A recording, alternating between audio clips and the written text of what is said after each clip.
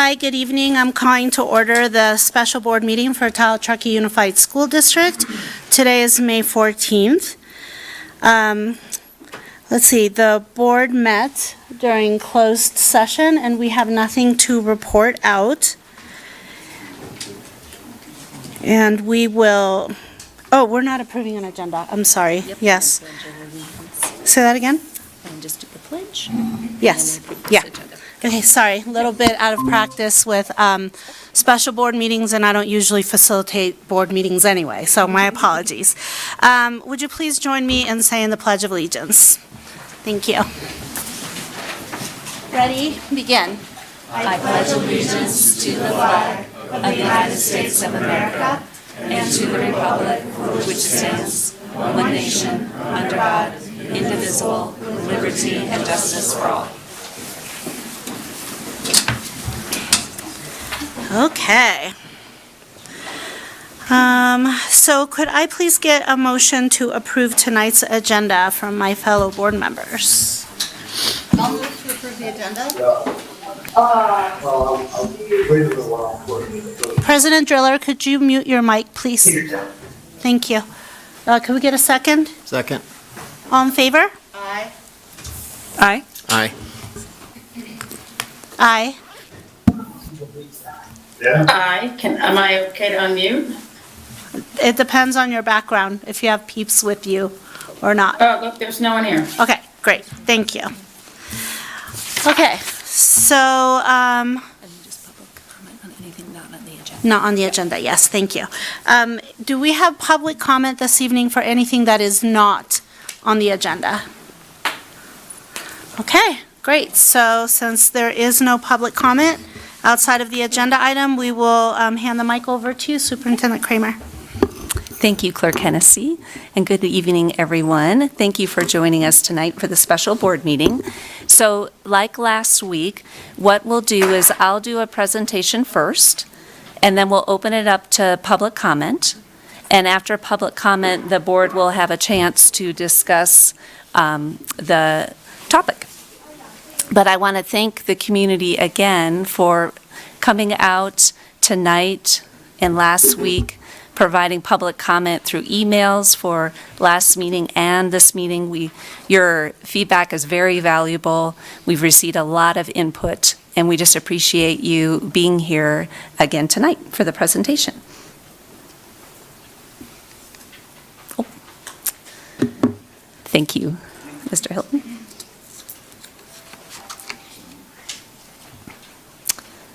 So for tonight's presentation, I'm just going to recap our understanding of the current situation, why we're here at a special board meeting. And then at the end of last week's board meeting, the school board did direct me to look into some different topics and gather more information. So the bulk of the presentation tonight is going to be on the information that the school board requested. I did want to share that we do have Spanish interpretation for this presentation, and if you haven't had a chance and would like interpretation, there are headphones available in the back with Barbara Kane, and I will try to pause periodically so that our interpreters can catch up. So if you're wondering why, I try to go a little bit slower. So we're here because on April 2nd, NIAA did a change in their student eligibility policy at a Board of Control meeting, and it conflicts with California law in two ways. The first way is the eligibility for Nevada student athletes limits participation to the sex assigned at birth. In California, the Education Code prohibits excluding students from participating in interscholastic, intramural, or club activities based on actual or perceived sex, sexual orientation, gender, or gender expression. So we have a conflict there.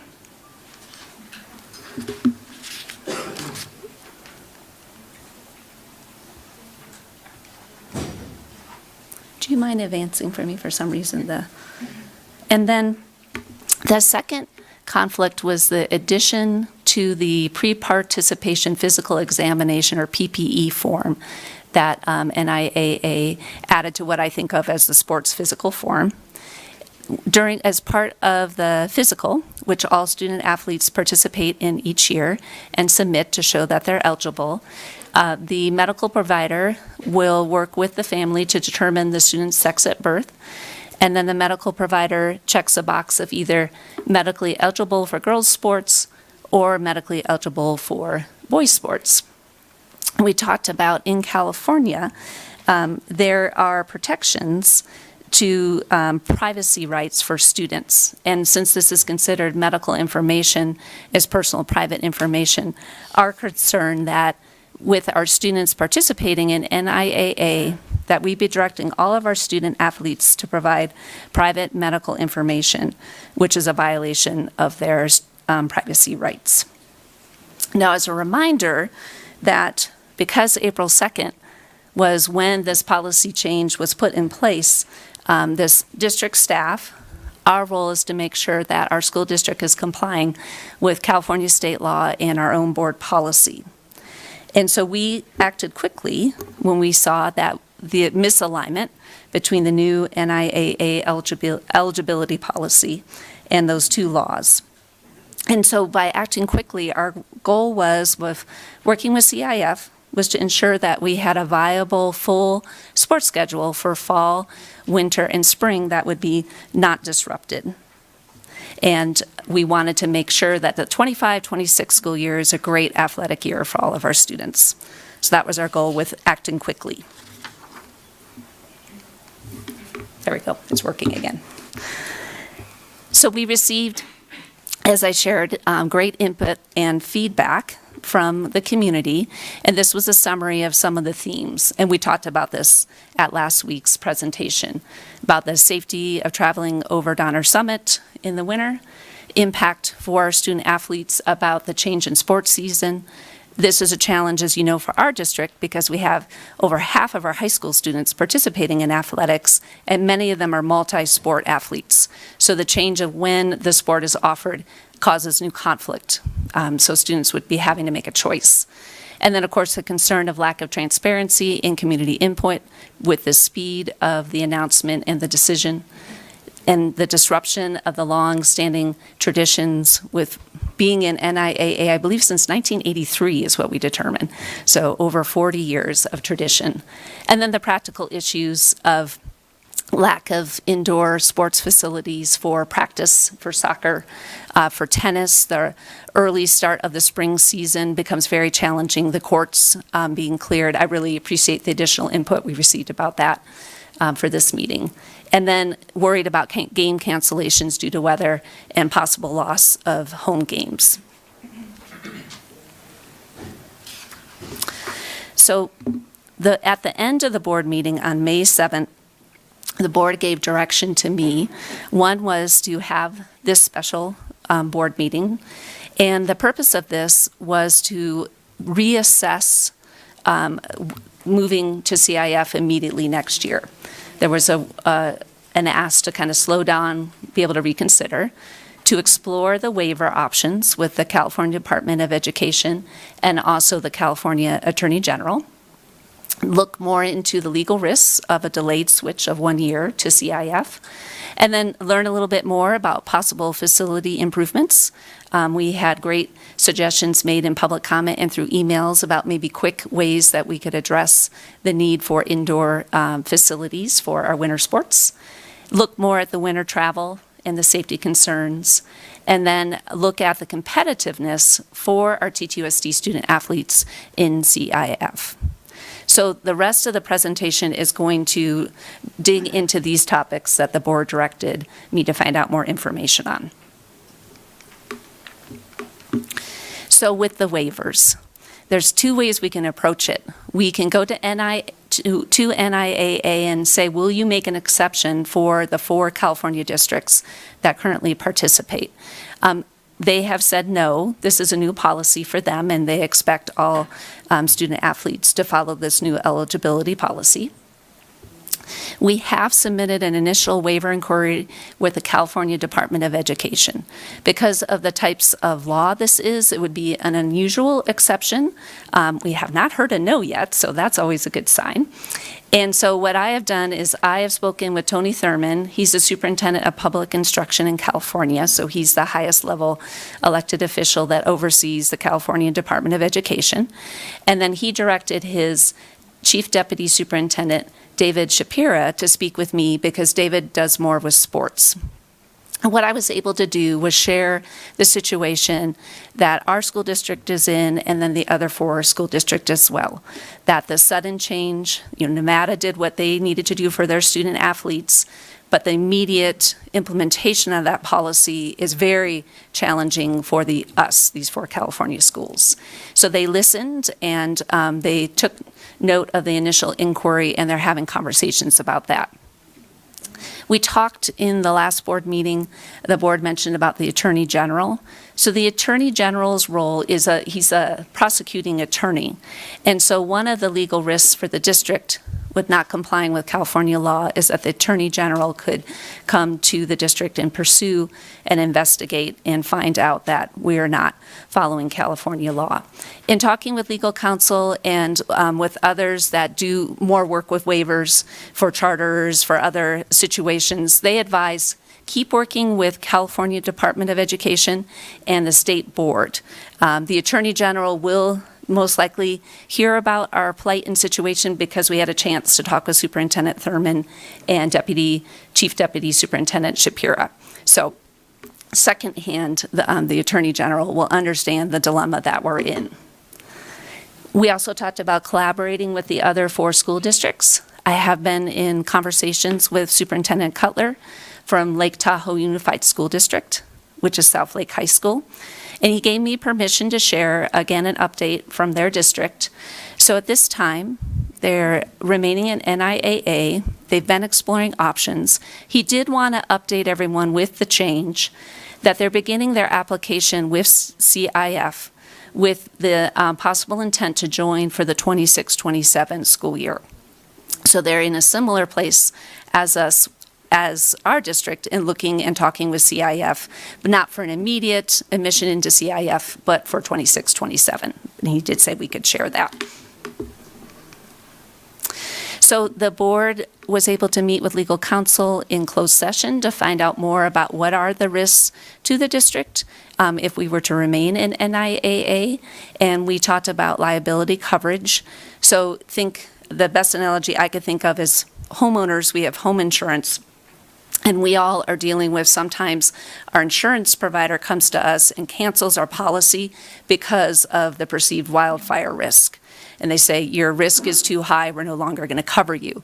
So we need to determine with our insurance provider that if we take the delay and stay in NIAA, that they would still provide the insurance coverage for the district, that they wouldn't come to us and say, it's too risky. And then the board was able to hear from legal counsel about the types of lawsuits and litigation that could happen. We talked about the Attorney General could come and put in some decrees, or it could be individual lawsuits would be the risk.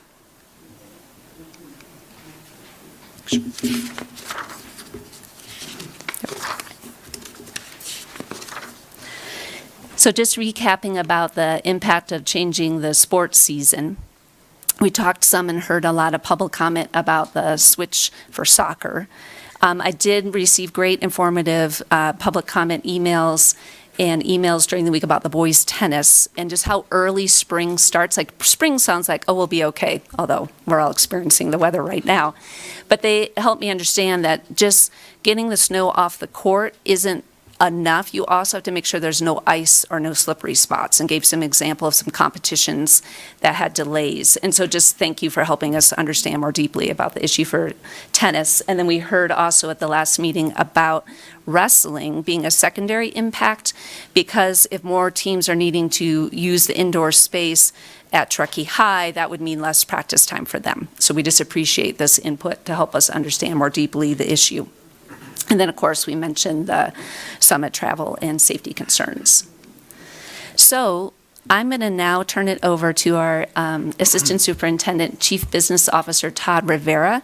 He's going to talk about possible facility improvements to address winter sports needs and then field improvements. So, Mr. Rivera? Thank you. So over the past week, we've been doing some research, and a lot of these are just estimates. Obviously, we weren't able to get into a lot of detail of what our options were. However, we did look at several options.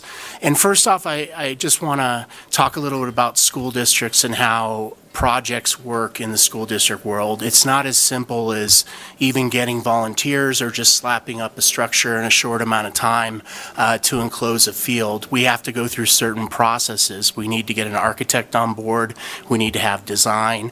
And then all school district projects, and including our field spaces, need to go through approval through the Division of State Architect. And essentially, they review the design, they review fire life safety, they review the structural integrity of the structure, and then they also look at ADA access. So all those things need to go through DSA. There's very stringent requirements for anything we construct on school property because they want to make sure it's safe for students to enter.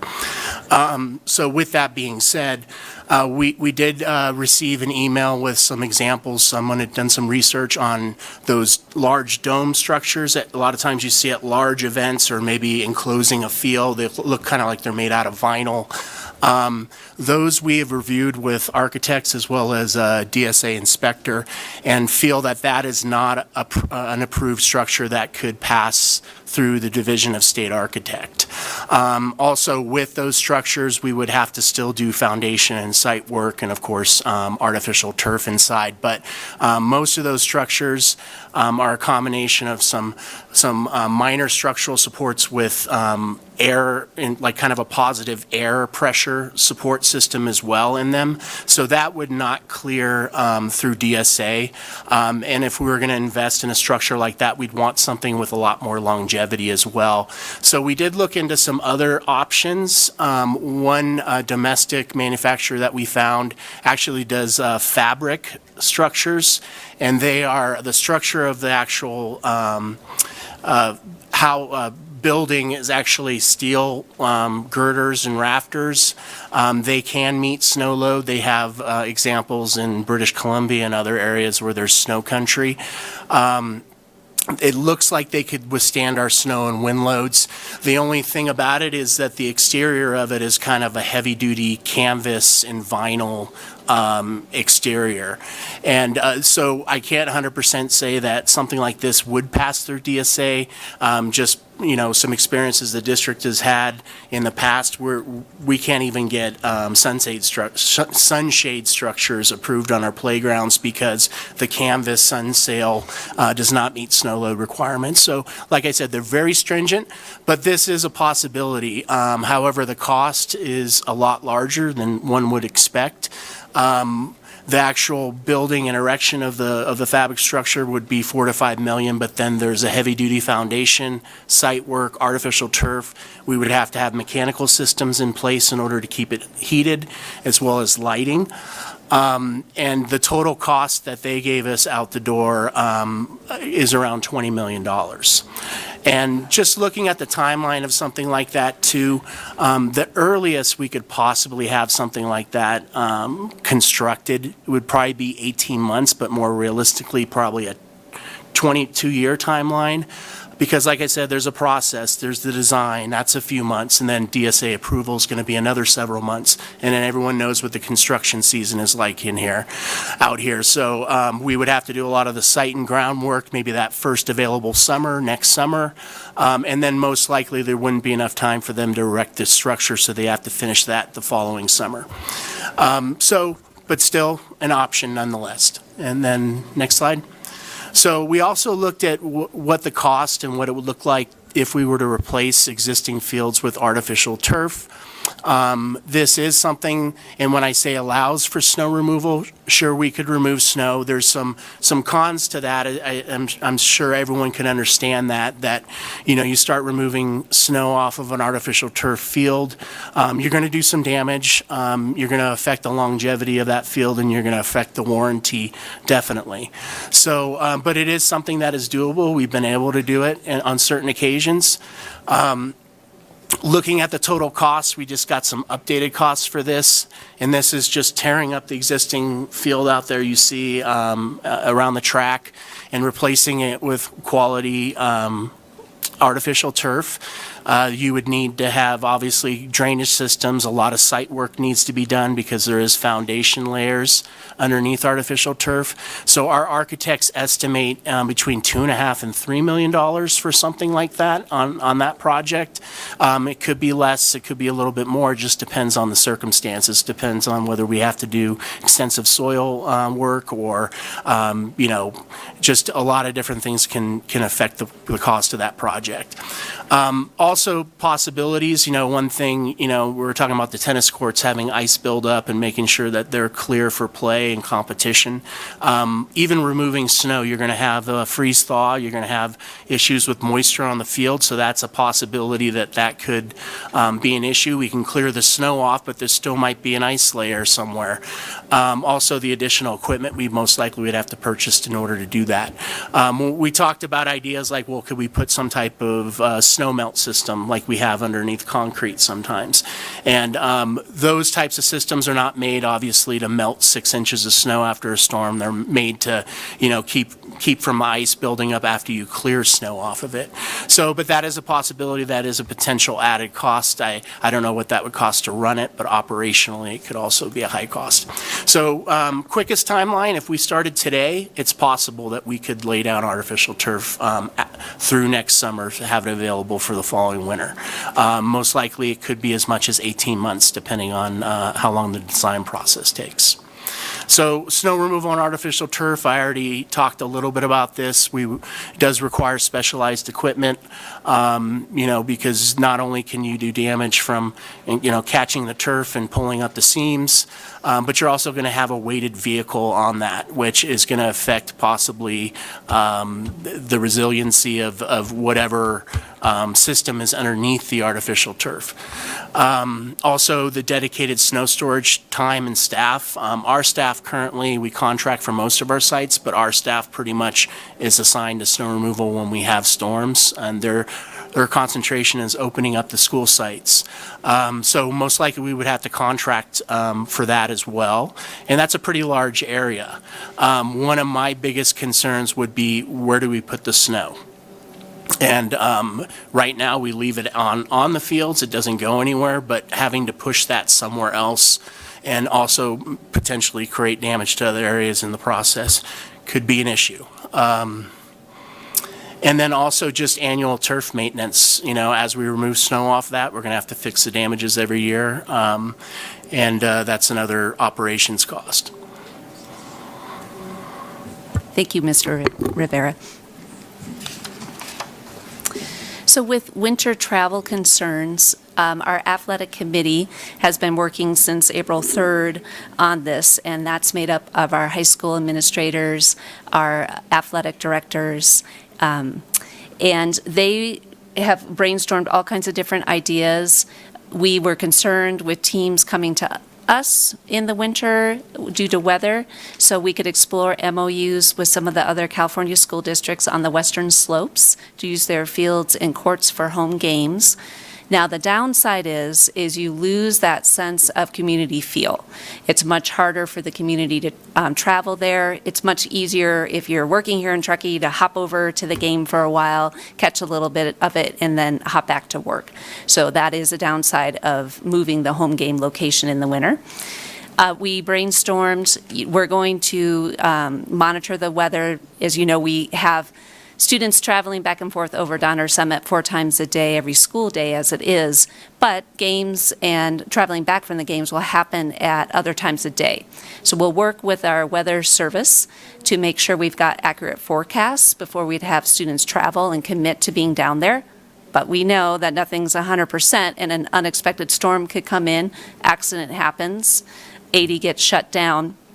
So we're looking at using Donner Trail Elementary as a place where students can convene and wait safely for the reopening of the school as one possibility.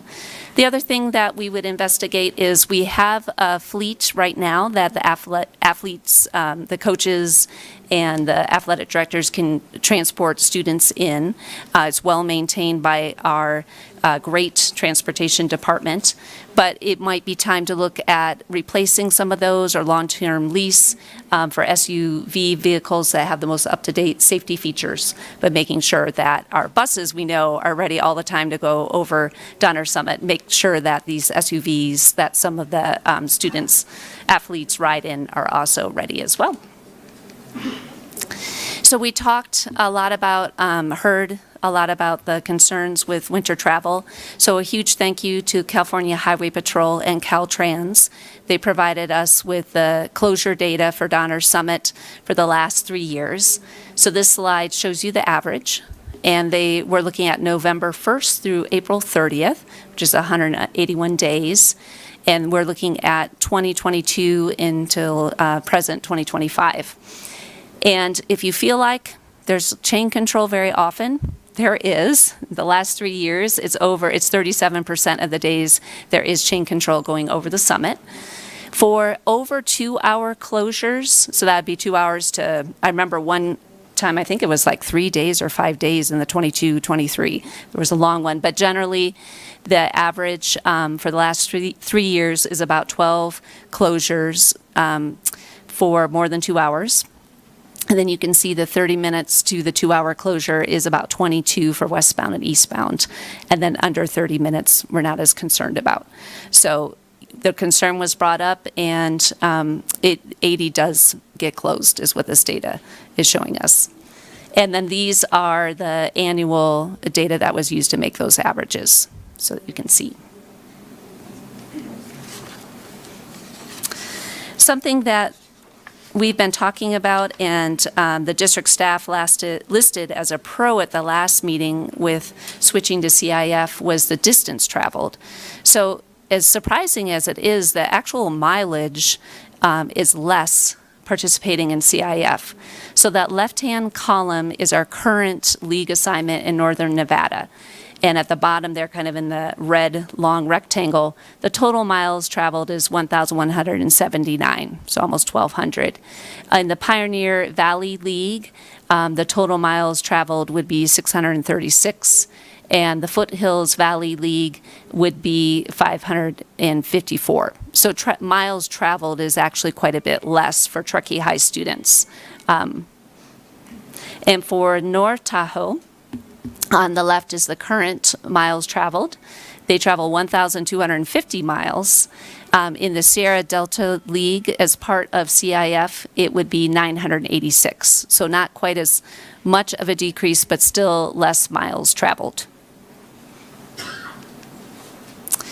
So one thing that we talked about at the end, the board mentioned, was just the competitiveness. If TTUSD is in CIF, what happens to that? We know that we would be assigned to the Sac Joaquin section of CIF, and so I've invited some of our athletic committee to speak about this. We're going to have Principal John Newberger from Truckee High School, Athletic Director Jim Bennett, and then Athletic Director Jesse Page and Assistant Principal Jason Fleesock come and talk a little bit about what things would look like for us in CIF. So please come on up.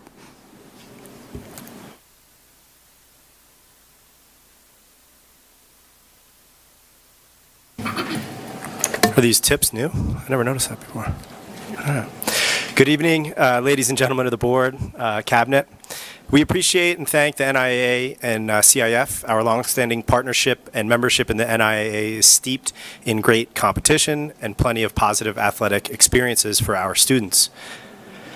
The NIAA has been gracious and understanding towards our position as a California school. The CIF has been equally as gracious and accommodating in supporting our move to the Sac Joaquin section. We appreciate all the conversation and hard work that is being done behind the scenes to determine the appropriate placement of our schools and teams.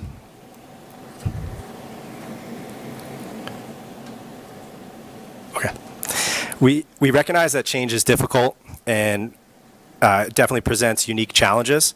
The CIF starts their next realignment cycle meetings in January of 2026, with competitions along that cycle starting fall of 2028. If we move to the CIF for fall 25-26, we would be placed, this is for Truckee, we would be placed in the Foothill Valley League. The following school year, 26-27, the CIF would review our league placement. The CIF recognizes that the Pioneer Valley League is a better competitive fit, but the only option right now for Truckee is the Foothill Valley League. CIF is an athletic federation which offers many benefits to our students. This is different than an association like the NIAA is an athletic association. They offer collaborative local control opportunities for schools, which is equivalent to more input to the leagues that can support students and student athletes. In the CIF, Board of Controls manage decisions via athletic director boards and school administrator boards. So it's more grassroots. There will be higher and more diverse levels of play. The CIF allows schools to split divisions within a league. So some CIF opportunities for us would be girls flag football in the fall, girls and boys lacrosse in the spring. There's also an option for D7, Division 7 soccer, which is boys in the fall and girls in the spring. And that would be for both Truckee and North Tahoe. As far as travel to Truckee, North Tahoe, the CIF schools cannot opt out of play. They have to come because the league is managed by a federation, and you would face sanctions as a team if you decided not to travel. Now, obviously, that's different for weather-related issues, but the league also manages the scheduling. So I'm going to turn it over to Jim Bennett, but I wanted to appreciate him. He's our athletics director. He has been creating detailed reports, some of which are shown here. They include enrollment numbers, competitive records, mileage, and potential of mileage for potential competitors and for THS. So you can really see an equal comparison. He has been working diligently to create the best outcomes for our students.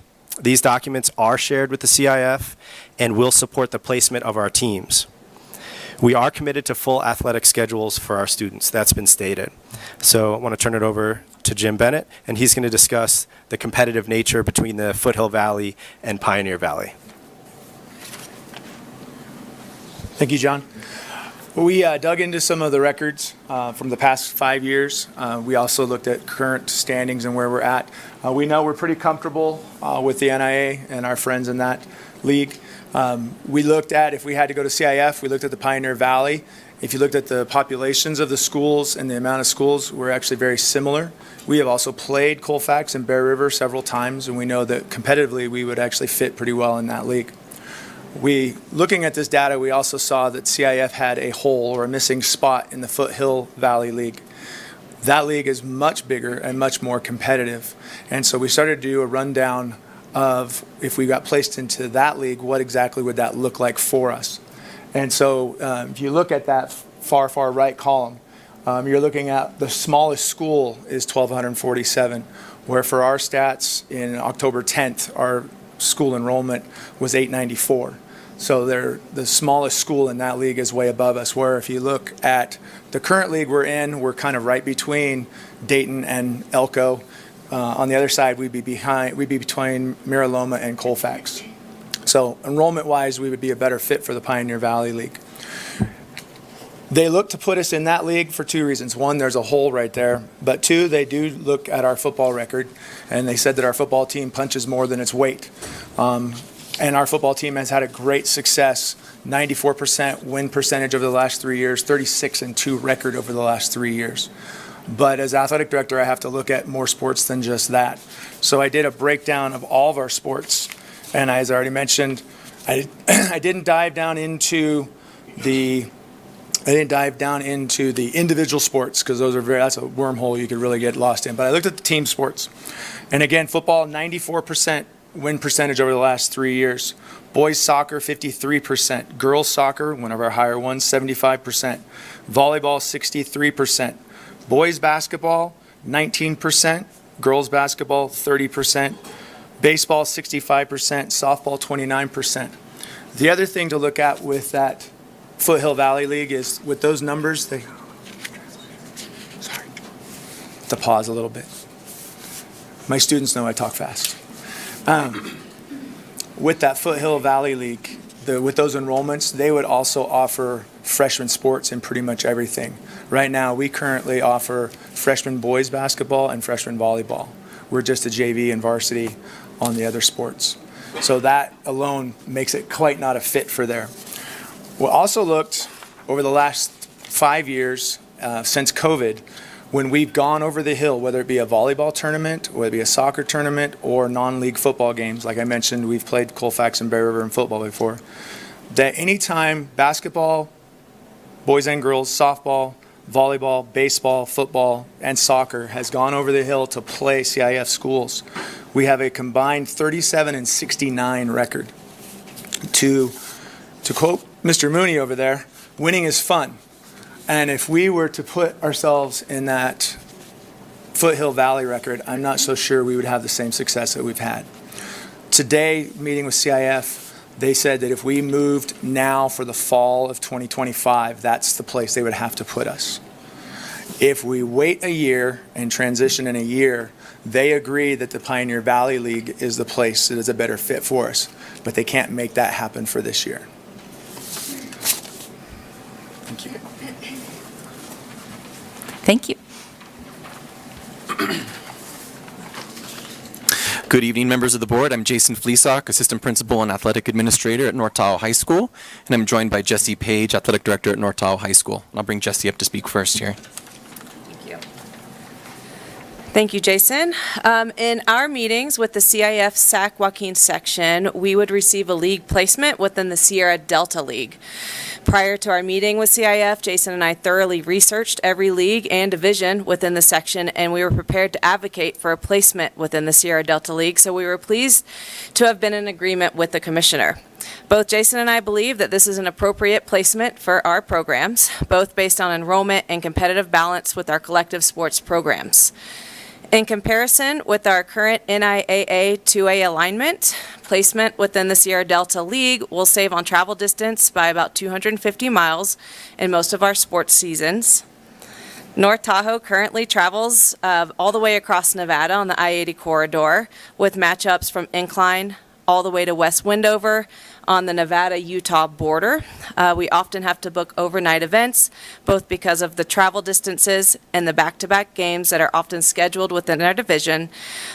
So based on these findings, changing to CIF would not cause significant travel concerns for our teams. A key part of our discussion with the CIF Sac Joaquin section was around our soccer programs. The CIF Sac Joaquin section does offer soccer in all 3 seasons in their section. While the California State playoff eligibility does require schools play a soccer winter season, boys soccer is offered in the fall as part of their Division 7 alignment, which currently has about 10 schools of similar size to us. Those schools come from 3 different leagues in the section. Similarly, girls' Division 7 season is also offered in the spring. Both of those respective seasons could result in section championship eligibility. So there is a CIF Sac Joaquin section championship in soccer in fall for boys. There's a winter one, which those teams can go on to state playoffs. And then there's a spring championship for girls. Both of those, because of the boys season would occur in the fall, it would also allow us to have our boys teams maintain their rivalry matchups with current NI2A schools. Because CIF does allow for more contact points in their soccer seasons than what we currently get with the NI2A. If we were to move this year, we did receive assurances of the ability to protect our current fall football schedule with NI2A schools. That schedule is already done for the 25-26 season.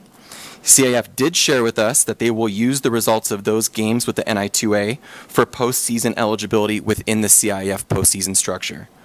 We also received assurances to align our fall girls volleyball schedule within the Sierra Delta League alignment right away. Within the CIF Sac Joaquin section, there's rapid growth in schools offering girls flag football in the fall season. The number of schools in that section offering that sport are growing exponentially right now. And it's a sport our female athletes at North Tahoe High School have strongly advocated for almost daily since this discussion has started. Additionally, in our meetings with the CIF section commissioner, we were reminded of the clear distinction between the NI2A operating as an association versus the CIF as a federation. A move to CIF allows our school district to have more local control of how we manage our student athletes, from roster management, residential eligibility, academic eligibility, and policies around drug and alcohol use. We do value this level of local control as we feel we are best equipped to make the best decisions for our student athletes. So ultimately, Jesse and I recognize the difficult decision that we're faced with here. In either way, we are committed to a plan that allows us to protect the participation of our student athletes to the best extent possible, while also ensuring an athletic environment that is appropriately competitive for all of our kids moving forward. So, thank you. Thank you. Oh, yes, please. Mr. Newberger, could you go over the soccer bit again that you talked about with, I think it was in the Foothill Valley League, or maybe it was the Pioneer Valley. I got mixed up what you were talking. Which one you were? For soccer purposes, it's Soccer. the same. What I was referring to is the same as what Mr. Fleesock was just mentioning, the D7 League. That's just the division, and we would be playing there. So it would be the same for North Tahoe and for Truckee in that case.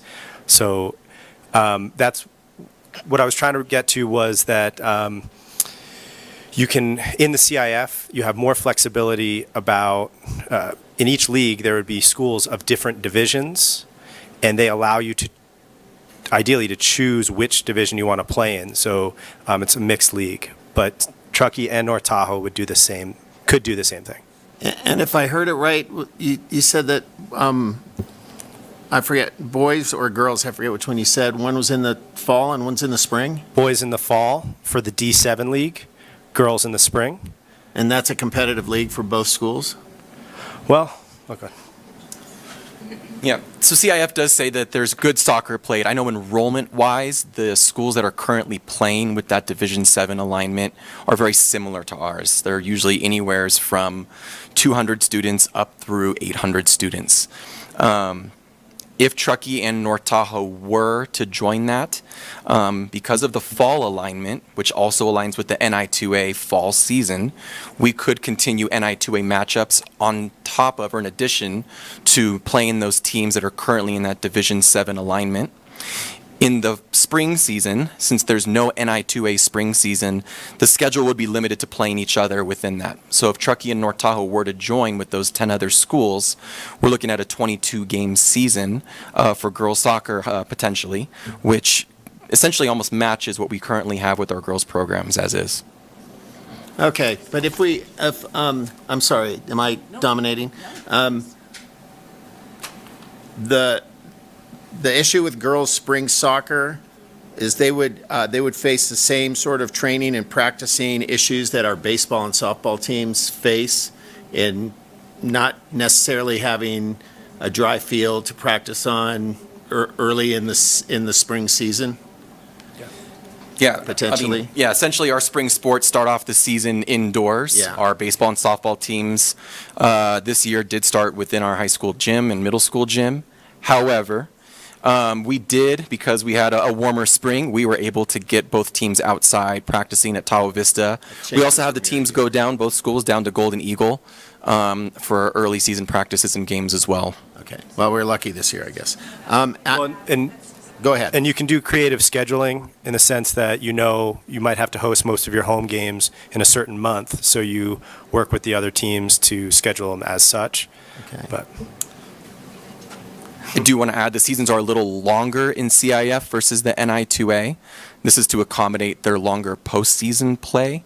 So the spring season for CIF would start a little earlier, but it also ends a little later in comparison with the NI2A as currently scheduled.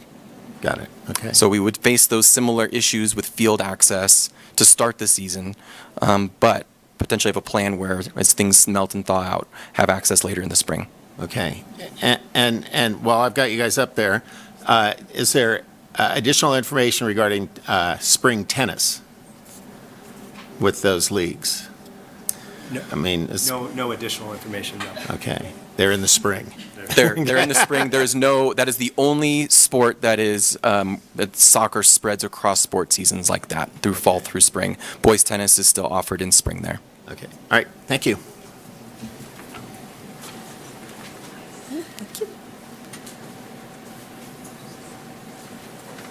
Okay, so attempt to summarize the trade-offs. So we're at the special board meeting at the direction of the board to have time to reassess the situation. We received recommendations from the community, from your input about the idea of a delay for 1 year. So on this slide, trying to summarize some of the pros and cons, the trade-offs of a delay of staying in NIAA for another year and joining CIF in the 26-27 school year. So if we delay and stay in NIAA for next school year, we have the legal risks that we mentioned. We have complications with the form. So Tahoe Forest Hospital is continuing to work with their legal counsel, and they have come up with an explanation that they feel if they can attach this to the form, then the medical staff can sign the form. So Tahoe Forest Hospital is going to be in conversation with NIAA to see if this will work and meet the eligibility needs that NIAA has set forth. So Tahoe Forest Hospital is working to see, and the reason why that's important to us, if that agreement doesn't work out, is Tahoe Forest does most of our sports physicals. So we are concerned about access to medical providers for our students to complete that form. But just know Tahoe Forest is in conversation with NIAA to see what can be figured out. And the other disadvantage is just the more travel miles and some of those long distances the students go to. We're certainly used to that after 40 years. The pros of waiting 1 year is gives time to address the winter sports logistics. We would be looking at winter sports in 26, and we heard some of the timelines. Building the field house wouldn't be ready, but perhaps turf fields that some snow removal could be successfully accomplished might be possible. And as we heard for Truckee High School, it would allow for that league placement in the league that the commissioner and Truckee hiring agreement is the best match for all of the sports in the Truckee High School program. So to potentially allow them to go into the Pioneer Valley. And then a 1 year delay means our multi-sport athletes that would be facing difficult decisions whether we switch immediately or delay a year. It gives them more time to figure out what they would want to do for the 26-27 school year if they're now having a new conflict between the sports they participate in. So I'm going to welcome board guidance on this, but first, we're really looking forward to public comment and community input and feedback on this situation. Hopefully that helped kind of catch everyone up on what we're doing and provided the board with some more information. It's a complex issue with, as you saw, lots of legal issues and other practical things. So at this point, I'm going to turn it back to Clerk Hennessy for public comment. Thank you, and that was super thorough.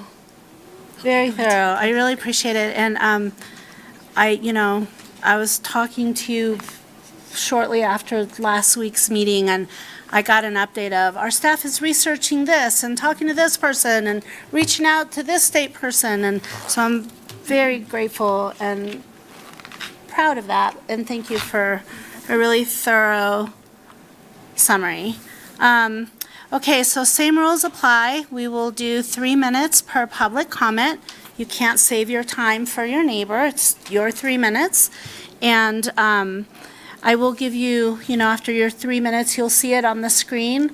I'll give you a reminder that your time is up if you keep going, and then I will let you know that your time is up and you will have your mic shut off so that we can move on to the next neighbor.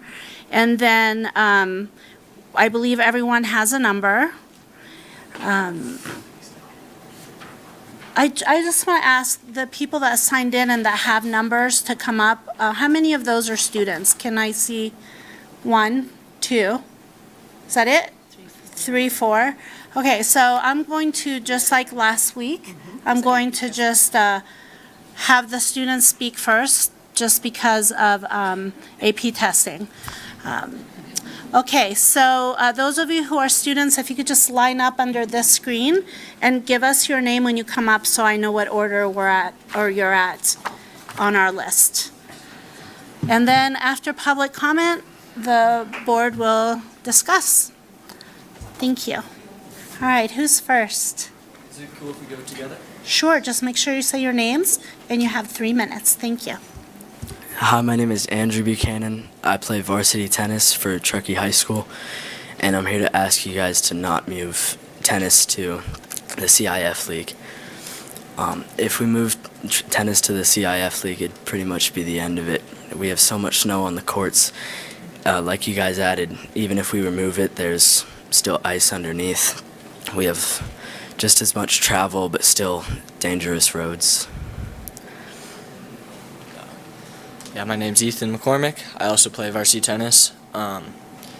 We've tried doing indoor courts. We've tried making accommodations for as long as I've been playing tennis, which has been a long time. We play at the Tahoe Donner facilities, which are private, and they let us play there because it's the only place that actually accommodates the size. All the other courts in Truckee are about 2, and they have enough. And it's even there. I mean, if the seasons are split, it'll be better, but we wouldn't be able to do the snow melt or ice melt. We wouldn't be able to add anything extra. It wouldn't happen. The courts opened, the Tahoe Donner ones opened last Friday, which I think was the 9th, and it's already regionals and playoffs for spring season teams, and so we'd have nowhere to play, in California at least. Thank you, gentlemen. Okay, remember to state your name, please. Good evening. My name is Ava Cockrum. I'm on the Truckee track and field team. I'm here to just talk about more concerns regarding the potential switch from the NIAA to the CIF and how it could change and how that change could impact student athletes like me. First, the sports seasons under the CIF are different from those under the NIAA. This means students who participate in multi-sports will likely face scheduling conflicts, forcing them to choose between their sports they love. Many of us had dedicated years of hard work and commitment to becoming multi-sport athletes, and being asked to give up one of those passions isn't just disappointing, it's discouraging. Second, travel under the CIF system could pose safety issues. Traveling over the summit in the winter is dangerous with the risk of road closures and hazardous driving condition. This not only affects student athletes but also their families and coaches. It's a concern that shouldn't be taken lightly. Lastly, I want to raise the issue regarding fairness and competition under the CIF rules. Students are who are biological males are allowed to compete in girls' sports, while in conclusion, it's important to allow students to, come in and do what they like, but I mean, I just don't think it's fair. And many young women who have trained incredibly hard, dedicating their time, effort to earn their place on teams, they deserve to compete on equal footing. I hope that you will consider your options and maybe put a hold on switching from the NIAA to the CIF and consider something that would work for everyone. Thank you. Thank you. Hi, I'm Mackenzie Zilsdorf, and I do track, basketball, and soccer. This is going to be a little bit about the transgender rule. Sports are traditionally divided by sex to ensure fairness. When biological males who may have advantages in speed, strength, or endurance compete in female sports, it can lead to unequal outcomes and discourage participation. In contact sports like wrestling and basketball, unfairness in physical strength can increase injury risk. Female athletes could lose out on recognition or scholarships if they are consistently outperformed by transgender girls in key events. For some, that's more than just a game. It's their future. And then it's going to be about the traveling. Imagine being forced to leave behind decades of rivalry, community tradition, and competitive success, all in exchange for longer drives, unfamiliar opponents, and fewer playoff chances. The CIF is enormous, us against everyone in our division.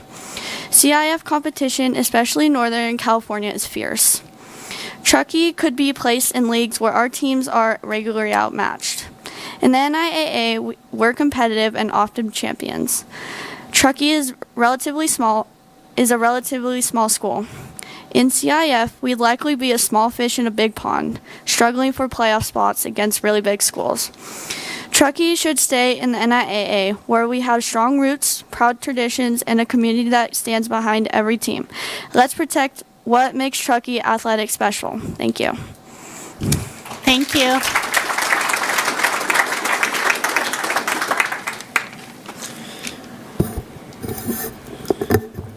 Hi, my name is Dylan Baird, and I am a sophomore at Truckee High. I play 2 sports for Truckee High, which are golf and tennis. I have a disability, and these are the 2 sports I can play.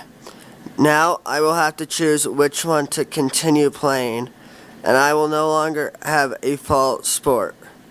Sports are my best social outlets as well, and I will lose half of them if we move to CIF. And tennis has been to states the past 2 years, and if we move tennis to the spring, we will lose half our players due to other sports that they play during the spring, and we may not be as competitive statistically as we have been in the past. Thank you. Thank you. Okay, so now we'll do just like last week. We have numbers. Let's start 1 through 3 if you all could line up so that we can be respectful of people's time. Thank you. And remember to state your name.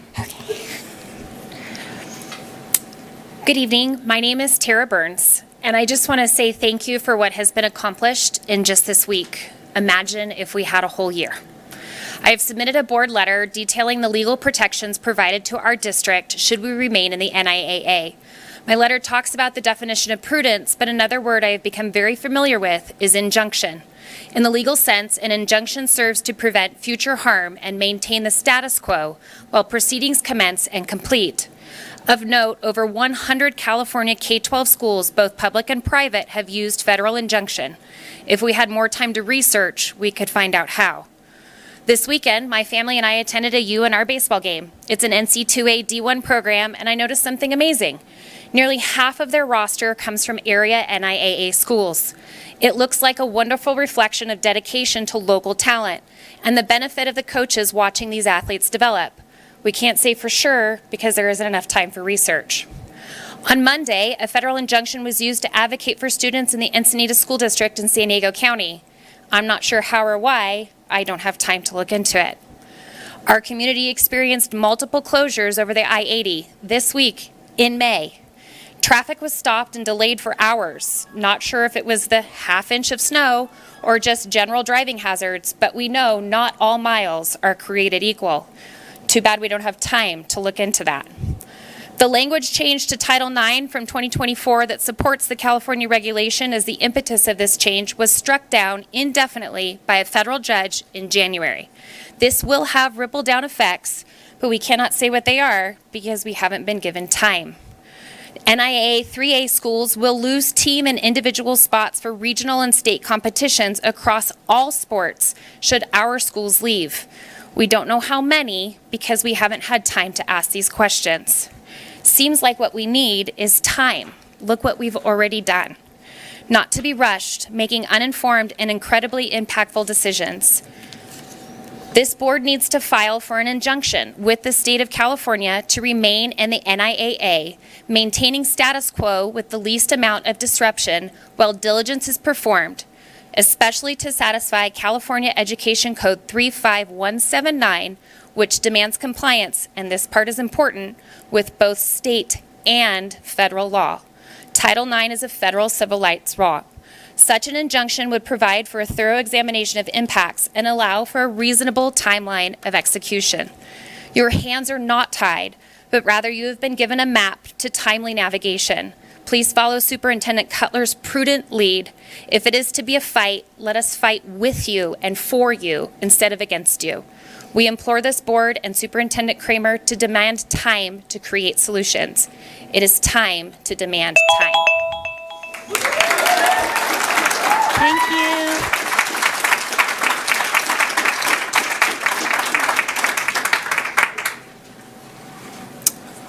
Hi, my name is Jonathan Lowe. Thank you to the board and Truckee community members. A lot of good points have been brought up. I just want to start after reviewing the last board meeting.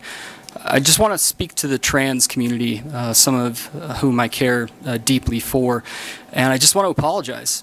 I think a lot of what I heard last time, and maybe more of what I'll hear tonight, I can only begin to imagine how this must be affecting you, to be brought in and, made the target sometimes for an issue that is not your issue. To be clear, Nevada broke up with us. If there's anybody to be upset with, I feel we should be upset with Nevada. We have longstanding, I think Nevada's chicken. I just don't think they want to play our teams, right? And the athletes, I appreciate the struggles that you're going through, but I don't want to lose sight of the fact that sports can mean so much more than winning matches. In our country, we have a rich history of sports being drivers, especially high school sports, of social justice. It wasn't until 1972 that we had Title IX protections that allowed our female athletes to even explore high school sports. That we can do a lot as a community, and I do not want to see this very divisive issue divide us. Yes, there are real challenges that we face that we did not choose. Nevada chose to break up with us. But I think that we can come together as a community, find solutions, get creative, get support one another. I know some amazing trans kids, amazing athletes who are trans, who I've talked to, quite frankly, based on the talk last time, I can understand their hesitancy to even explore sports as an option. And sports for them will mean and could mean just as much as it does for the cisgendered athletes in this room. As much as you love sports, know that there's these kids that love sports too. And I hope we can find a solution that works for everybody. And to my trans and queer community that's watching, know that there are adults in this community that support you unconditionally, that find that adult if you're struggling. I've seen some of these chat rooms online devolve into really hurtful and hateful speech. So I would ask that the adults in this room, the athletic leaders, the coaches, make sure that we stay on point, that we educate our kids, that we don't allow whatever the decision is. Because if we kick the can down the road, we are going to be clearly sending a message that, and I heard this a lot last time, that I support this community, but. And when we say that word but, we are linguistically preparing the audience to say that I'm going to contradict what I just said. I support your community, but I am concerned about this, or I'm concerned more about travel, or I'm concerned more about competition. So please be careful and know how that speech is impacting some of the most vulnerable people in our community. And again, I hope that this doesn't divide us, and I hope we just stay on target here, and thank you all. Thank you. There are some seats up front. There's like 3 seats if anybody from the back wants a seat. My name is Susanna Brown, and I'm a district employee, but I'm also a parent of a soccer player.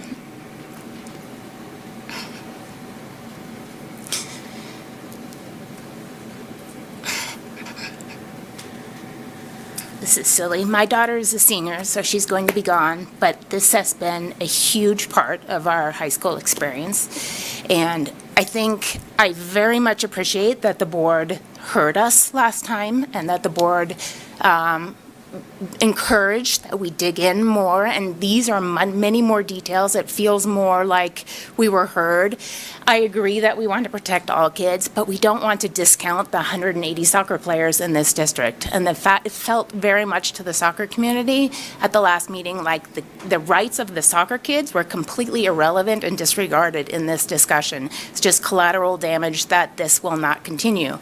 We adults in the soccer community know that an indoor soccer season is not a viable soccer season. There is no practicing in the gyms to prepare for playing on the fields.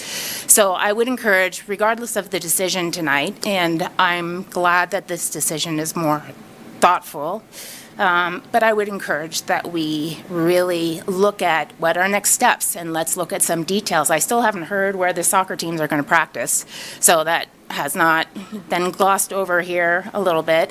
A spring season for the girls is, we've already heard that our entire coaching staff will not be able to accommodate playing in California, so the girls will be programless. And this is a soccer program that has gone to states every single year for the last 10 years maybe. And these girls, my daughter's been playing since she was 4, and that is all the girls on the team. And so I am speaking for the girls because I know the girls best, but it's the same for the boys and for the girls. And I just think it's important that we also think of those kids. And if this isn't going to work and we have to do this, what are we going to do to support those kids so that they still have access to something that has been important to them for their entire childhood and adolescence? A lot of these kids are looking to play in college, and a lot of these kids, their goal all along coming up was that they were going to play high school soccer. And to have that experience go away, yes, it doesn't impact academics, but it impacts the well-being, it impacts the socialization, it impacts the connection of these kids in their high school experience. And that's not to be discounted. And it's a healthy outlet, and it keeps their grades up, and it's friendships across the grade levels. It's really, really, really important. And it's important for all kids, not just the soccer kids. And tennis is also going to be impacted. But a girls' spring season, that's great that there are other options, but there's still no practicing on the fields unless we put in an artificial turf field, because we all know what that looked like for baseball and softball. They had one spring game, or track, one home meet maybe in the spring. So we would not have games at home or practice at home. And there's no way to compete in this higher league if we're only practicing in a gym. So that's all. I just wanted to thank you guys for all the work and the effort, but I think there's a lot more still to be done, and it would be really nice to include some of the soccer professionals and really experienced people we have out there on what are the needs and what are the minimum requirements and what makes this feasible and what doesn't. Thank you. Your time is up. Thank you. Thank you. Okay, numbers 4, 5, 6, 7.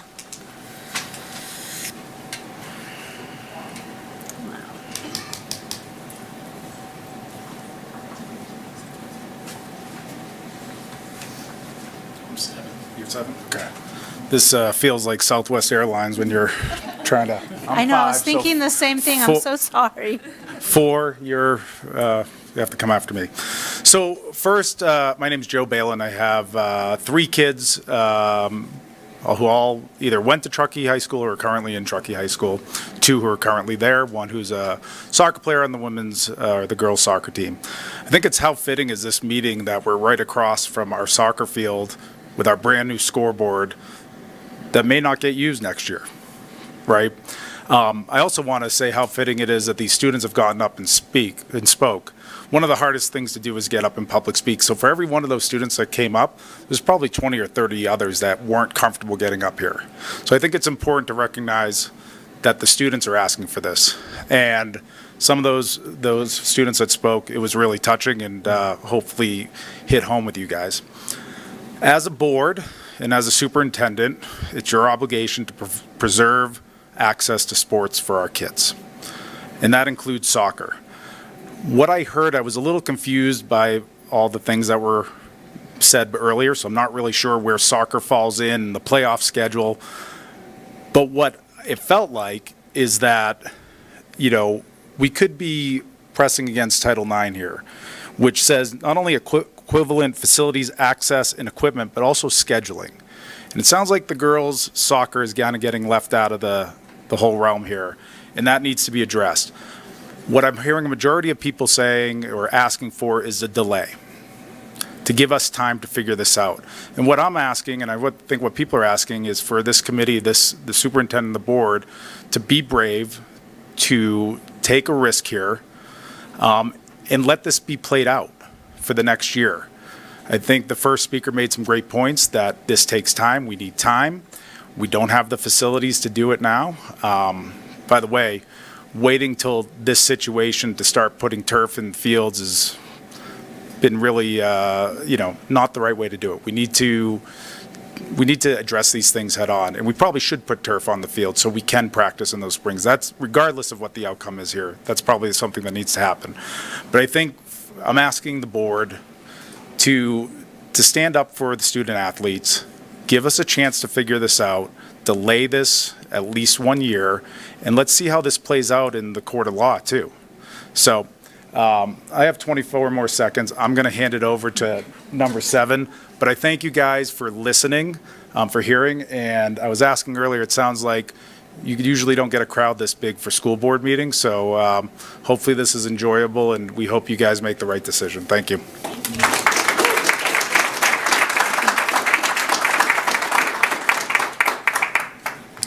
Good evening. My name is Chris Brown. I'm a 1993 graduate of North Tahoe High. My wife's a 1994 graduate of North Tahoe High. I've got a kid at Tahoe Lake Elementary, and I've got an 8th grade girl at North Tahoe Middle School who is starting high school next year at North Tahoe. The board seems to really appreciate what it's facing. This is a big impact. This is a big move. Everybody here knows that. I'm a little concerned hearing what sounds like planning for what's already may have been decided. I hope that's not the case. I don't need to belabor the point about what the impacts are going to be. I think everybody's done a great job of explaining that. What I would like to offer are some thoughts on how the board could legally justify taking more time with this decision. After I recovered from my C+ average at North Tahoe High, I got myself through college, ended up at a pretty good law school. I've worked at one of the largest law firms in the world in San Francisco for about 10 years before I moved home and moved up here to raise our kids and move home. I practice discrimination law. I'm a discrimination litigation attorney, and so I know this area of law very, very well. I handle it on both sides. I've handled it from the sides of employers and defendants, also from the side of plaintiffs. There's a very sound justification for delaying this move. With respect to what I got from the last board meeting and from communications feeling like the board's hands are tied, there's a lot of focus on state law going on here. And I don't feel like there's enough attention being paid to federal law and to Title IX, and particularly the current Department of Education, U.S. Department of Education, Department of Justice. They are cracking down right now on Title IX. They are enforcing their new interpretation, the current administration's interpretation of Title IX, and there's litigation pending in Riverside Unified School District right now, challenging its implementation of California law in those schools. There is threats against the state of Maine to suspend their education funding because of this issue that we're dealing with. And so the truth is we're dealing with two areas of law, state and federal. And we're dealing with two protected categories here. It's not just trans students, it's women and girls. And I feel like women and girls are being overlooked on this. You know, they deserve our protection too.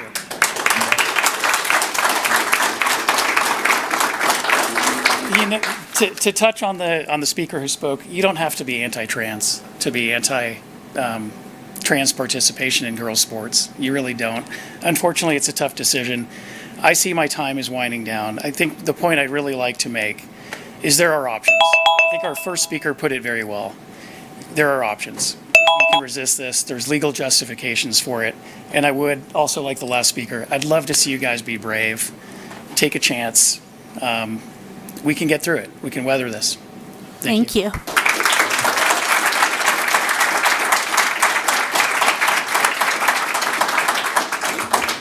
Hi, my name's Amy Osti. I have two kids, that one is graduated and one that's currently entering as a freshman at Truckee High. I just have two quick points. One is I think the board and the community has to do a better job at informing the students about what is happening, because I don't think they understand it all, or maybe don't have the information to make decisions for themselves and be here and actually participate in this decision. And two, I think the board needs to let the community know how the community is responding to you. What are people telling you? And, summarize that for us, and maybe there can be a vote. Thank you.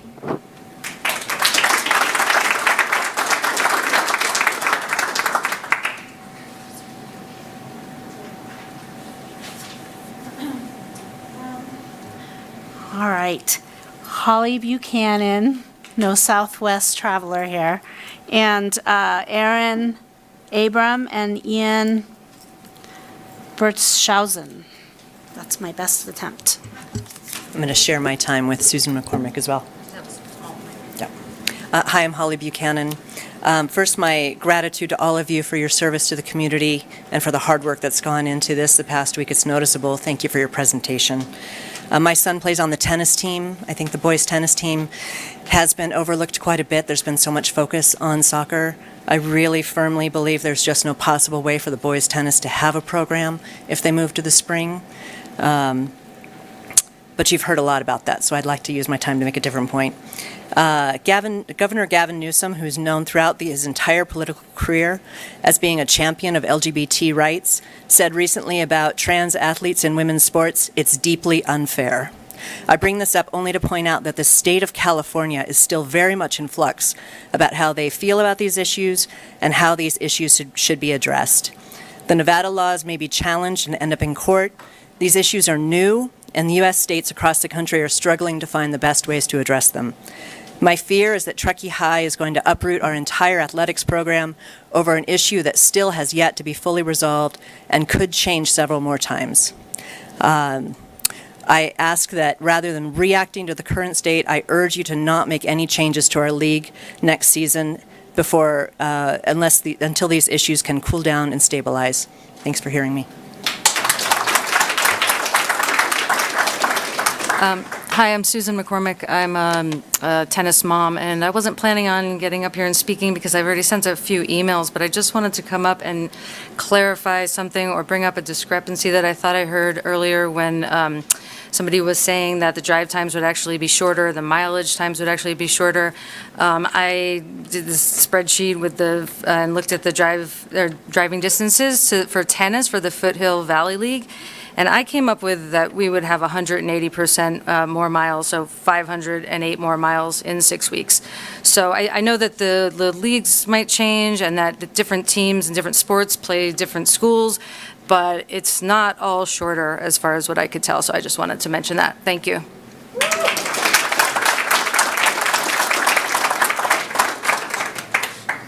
Hello. My name is Ian Bertschausen. Now, I'm not personally involved in high school athletics here, nor do I have a child who's involved in high school athletics here. But I'm a member of this community, and I'm worried about our kids. And like everybody in this room, I want to do what's best for them. I've read and heard a lot about this discussion, and I've been concerned about how little of the discussion has been devoted to the underlying issue, which is that the NIAA implemented a discriminatory policy, and that's what prompted this change.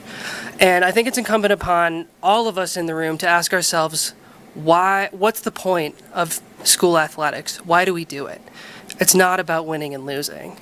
It's about creating an environment for our kids where they can learn, where they can grow, where they can learn about commitment, hard work, dedication, their health, teamwork, and give them an environment in which they can connect with other members of their community.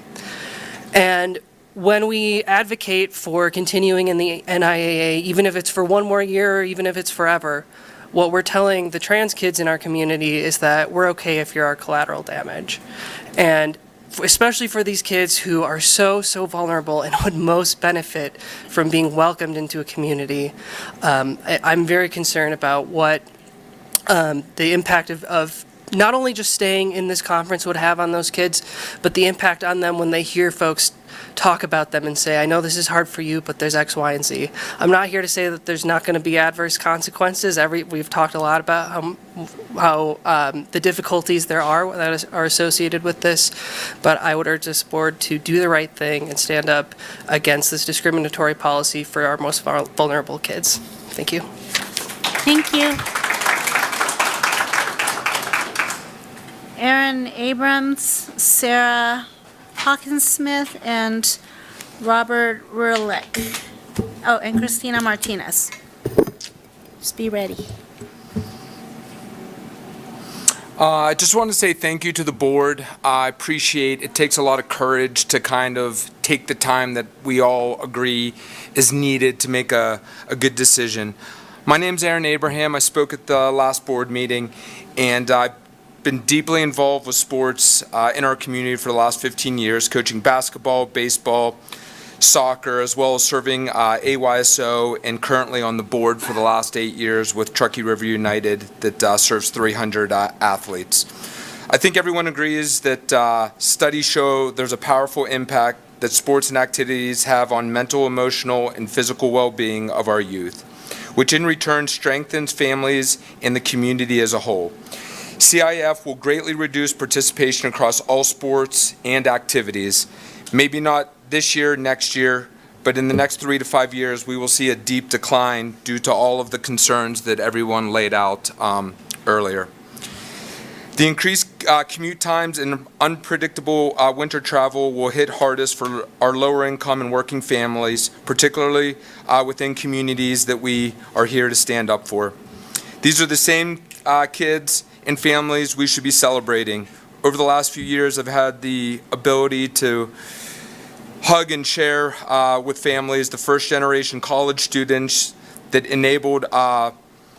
were able to get into college through their athletic and activity experiences.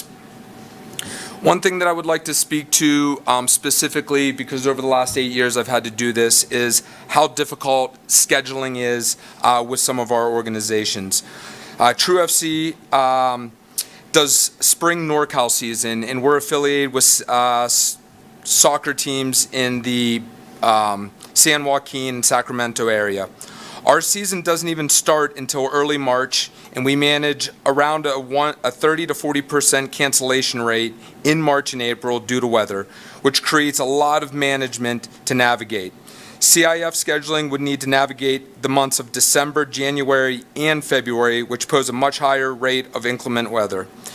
This will inevitably lead to frustration, missed games, and ultimately a drop in participation. Coaches are also more likely to step away as time goes on as the travel demands increase as compensation remains minimal. When sport participation drops, the downstream effects are clear: more screen time, increased behavioral risks, and worsening mental health. We saw this during COVID, and we cannot afford to let this happen again. The current NIAA status gives proper access to the kids in our community. The other thing that I am so thankful for Todd, Thea, Pat, our janitorial staff, along with others, that through JUA and other avenues, kids in our community also access gym space during the winter, which is awesome.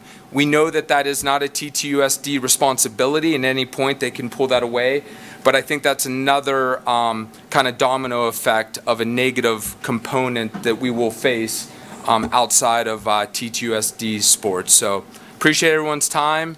Thank you. Yes, thank you.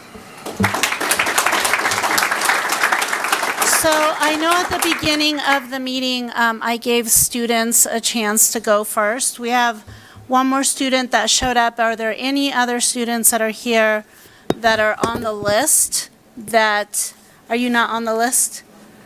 No? Let me start with this. Are there other students on the list that have not spoken yet? Okay, so go ahead. You guys line up after Valerie, yes? And remember to state your name because you're not on the list. Okay, and then after the students, we'll pick up again with Sarah. Thank you.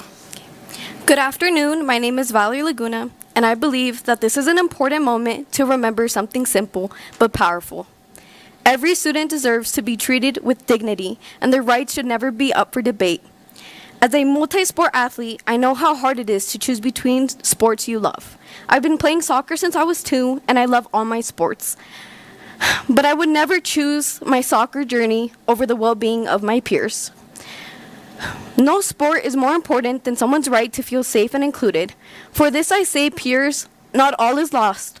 I know it hurts, but we will have our teams for the sport we choose to play, and it will be fun and full of love. I don't believe the NIAA supports all students equally, and I can't support being part of a system that leaves people behind. I fully support the move to the CIF. While I know there are strong opinions, much of the opposition has come from privilege and misinformation. As someone from a BIPOC and low-income community, it was painful to hear stereotypes used to justify resistance. I was also deeply hurt by the way transgender students were spoken about, often based on inaccurate information. I encourage everyone to learn more about this before speaking out. We owe each other empathy, understanding, and truth. At the last board meeting, somebody said, those 40 soccer girls matter, and we do. But when another comment asked, who are we doing this for? 6 students? As a student, I was heartbroken. And yes, they matter. Every student matters. And I'm so sorry. You weren't just targeted, you were dehumanized.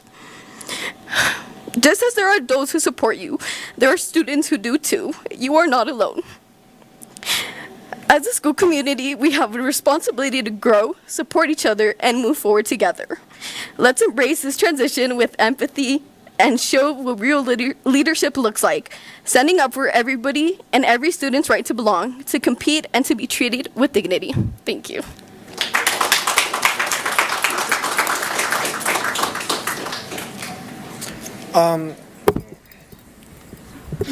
I'm Hayden Featherstone. I'm part of the Truckee High School track and field team. As though many sports can be competitive in the CIF, such as our football teams and our soccer teams, if they get the chance to have a proper training facility, and that's if. I don't think we can if we don't have the proper training, we can't compete to our full extent. However, not all of our teams are going to be affected the same way. Unlike our football team or baseball team, which are deemed to be successful in the CIF sections, some sports may not get that opportunity. Like track and field or swim, the sports are individual, and the state championships are not divided by section. As we will compete in the Sac Joaquin section for the majority of our season, to qualify for states is nearly impossible. Because we don't get divisions, it's just a giant, heap of students trying to compete for one particular spot. So I think beyond the team sports, and that hasn't been looked at, was particularly the individual sports. People are just looking past those individual sports. Our track team has almost 110 kids sign up every single year. That is over a tenth of our population at Truckee High School itself. Along with that, over twice the amount of students signed the petition against moving to CIF, and that includes both North Tahoe and Truckee High School athlete populations. And I think if we just look at our major sports, which is a huge part of our community, such as our football, baseball, and even ski and snowboard teams, I think we need to look more on what the majority of the athletes compete in, and it's not just one team at our school. It's our whole school that we need to look upon, and I think our individual sports are being way overlooked here. Thank you.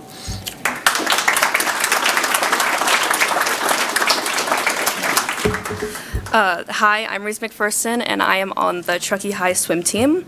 What I gathered from the presentation earlier from Mr. Bennett is that if we were to transfer in the 25-26 school year, we'd be in a more unequal league than if we waited a year, which I think if we waited a year, it'd be more fair or better, I don't know. And then as of right now on the swim team, regional cuts are achievable. So like when freshmen want to try a new sport out or underclassmen want to give it a shot, they have a chance to make it. And it's an amazing feeling when you get to make a regional cut or make states even.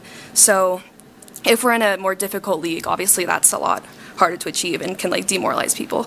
Also, I've heard different things about travel distances and everything, so I don't know if it'd be longer or shorter, but if it were longer for swim, as an AP student, it'd be harder to balance school if we're missing school more often, traveling further distances, and as like a student, you want to put school first so you can have a good future.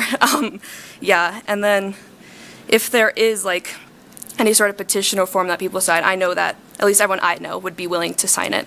And like right now I have friends who were planning on being like state champions next year because it's like achievable, whereas now, you know, it's less achievable. And like a lot of people also, I'm a junior, like they're like the senior year is going to be the year that you're going to do stuff, so just also having it such short notice just really like makes you think like you didn't have time to do what you wanted to do. Yeah, thank you.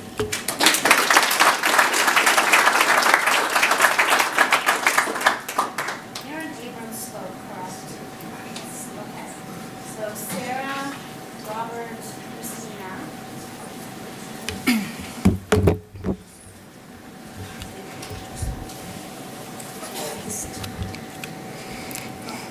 No, it's okay. Hi, everyone. Good evening to members of the board. My name is Sarah Hawkins-Smith, and I'm the head coach of the Truckee track and field team, which proudly welcomed nearly 100 student athletes this year. Although we are a successful program, heading to state tomorrow at 7 a.m., as a coach, I encourage our program to focus on self-improvement over wins. Our program is built on a foundation of inclusivity, welcoming students from all backgrounds, with no cost to participate as we embrace athletes with a wide range of abilities and disabilities. Inclusion is not just a value, it's a daily practice in our team culture. I want to speak today not only as a coach, but a mentor who believes in honoring the voices of our student athletes. Whether or not I personally agree with the opinions expressed by my athletes, I respect their right to courageously stand up and speak for their personal values. That's the kind of leadership we should be fostering. I'm not here to ask you to fully reverse your decision, but I do ask for you to reconsider the consequences and most of all, the timing and process in which this decision was made, which is to restructure the entire sports system with only 45 days notice. This abrupt potential change has created confusion and potential hardships for athletes, parents, guardians, and coaches. We've heard the negative feedback, whether it's from athletes who are now at risk of losing their only athletic opportunity. We've seen how the potential of overlapping seasons pull students in conflicting directions and dilute the impact of both programs. We see how some seasons will be playing in harsh winter-like conditions like us. It took my team about 400 volunteer hours to clear the track for our kids to run safely in our facility 2 years ago. And TTUSD maintenance did not help with these endeavors, and it was all volunteer-led. Outside of track and field, and for someone who also works in science, I know that a sound solution requires asking the right questions, listening to a broad range of voices, and examining the long-term consequences before implementing change. This transition to the NIAA to CIF is a bit rushed and, in my view, not fully thought out. I also worry that this rapid change, without coming up with sound solutions, may continue to unintentionally place blame and scrutiny on trans communities, creating a harmful and divisive narrative that does not reflect the values of inclusion and thoughtfulness that we should uphold. In summary, I respectfully ask the district to pause this transition and allow at least 1 full year for thoughtful planning and adaptation for the communities mentioned. Thank you for your time. I really am proud of the students that stood up, and thank you for our students and community.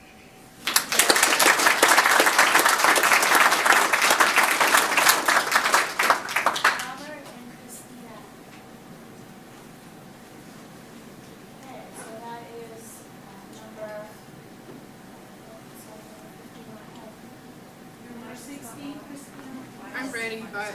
Sorry about that. Okay, so I believe that Robert Rudelick left. That's what I was told, so. All right, Ms. Martinez, thank you. Hi, my name is Christina Martinez. I'm a Truckee Unified School District graduate. I talked last time, and I really wanted to come and say a couple more things. So first, facility. The numbers that we were talking over there, they're out of this world. Who's gonna pay that? Our taxes went up so much already from all the little things that the town have decided to make, like changing our logos, not necessary. But my property taxes doubled within the last couple of years, and I'm pretty sure everybody that is a homeowner here knows. So where is that money gonna come from? Insurance. I did insurance 10 years. When does that insurance renews? Insurance is not gonna go after you if you make changes when something is not renewing. So we have the length. Right now, a Colorado school district is suing the state for this same situation. So I did a little bit of research, not a lot, but there are districts out there that are suing states for these situations. And one of the parents, in fact, there is a suit going on in Maine. They're suing the school district. They have a court date for December 9th. If they lose, they're going to lose their federal funding. That's what I understood from what I read. Taxes. Okay. Truckee football team playing the foothills. That is crazy. There's no competition there. So that's a big thing to think about. The 1-year delay, thank you so much for looking into doing that. I feel like most of us are not really looking just for the 1-year delay. We're actually looking for an extended period where we don't have to really move. My time is running. So please consider all of these people. I feel like there was the gentleman that said that we say transgender, but I don't feel like we don't care about them. I really care about transgender kids. I feel like we are putting them in this situation. You know how much hate these kids are gonna have from all the other kids that are losing their sports over a couple kids? People are gonna hate them. They're gonna point at them because of you, I didn't do this. This 4 years, high school years, I feel like they're the most important in everybody's lives. They mark everybody's lives. Think about that. Thank you.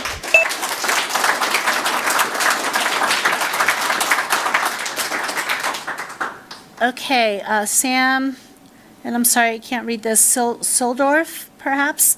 Todd White and Jared Johnson. If you're here, please step up to the microphone.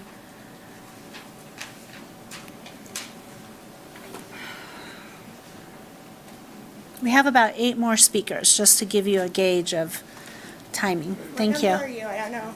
What? We all step up or? Well, one at a time. I'm just saying, be ready. Okay. Thank you. Can you guys hear me? Okay, perfect. My name is Samantha Zosdorf. I want to come and speak on behalf of my daughters. I have 4 daughters, 2 of which are high school students at Truckee High, which also participate in 3 sports themselves. They're in, of course, fall, which is soccer. They have winter, which is basketball, and track, which is now being impeded from their soccer season. So originally we thought that soccer was going to be in the winter. Now we have come back together, and it's now being moved to a spring sport. So now they have to choose whether or not they want to do track, which both are going to state tomorrow with track, and then choose soccer, which they've been playing since they've been in kindergarten. So definitely a hard decision that they have to make as individuals growing up, and they're going to make them themselves because that is upon them, and I don't want to impede that in any way. My thoughts here, and I have reached out to Dr. Evans with Tahoe Forest as a parent, is regarding the form itself. The form itself, if you guys look at it, the top portion of the form does not state that it has to be filled out by a medical professional. It actually can be filled out by a parent or the patient themselves. So if they choose to sign this, declare whatever they may do, it is upon them and their rights and their HIPAA compliance. The form, it has a disclaimer and it says that the physician certifies the information below. None of the information below goes over trans, any genders, anything like that. It just tells whether or not the child is eligible for sports. So everybody keeps talking about time.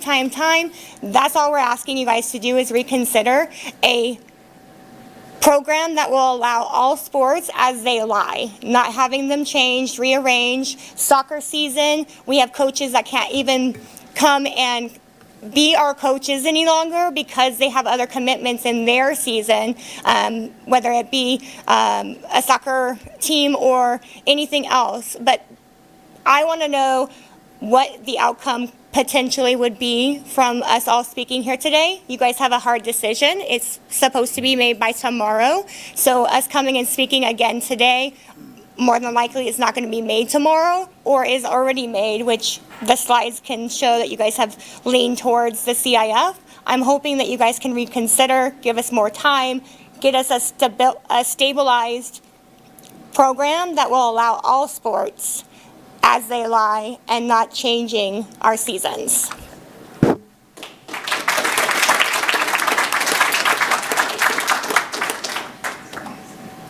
Todd, Jared, and Lane. Okay. Go ahead. Go ahead. Jared. Perfect. Yeah, so I am a parent. I've got a 9-year-old. And I was just kind of blindsided by this. I don't think there's that many parents that actually know what's going on here, that were thinking about this. My buddy I work with told me about this today, and I was like, no way. Are they really thinking of doing this? And it's like, I guess, why are we in the NIAA to begin with? Like, how much snow does the pass get in the wintertime versus driving down to Reno? And how much danger are you putting our kids in to drive over the pass all winter long to play sports? That's crazy. And there's a reason why we're in the NIAA. And like 30 years ago, if you would have told the town of Truckee that the school district we're thinking of going and playing in the foothills, they'd be like, you're crazy, what? Yeah. So this is like first of all, that you're even thinking about doing this is crazy. And then the reason, like, what's like the one reason that like kind of everybody basically the one unifying thing that brought the Republicans in was what people agree on. Like I Googled it.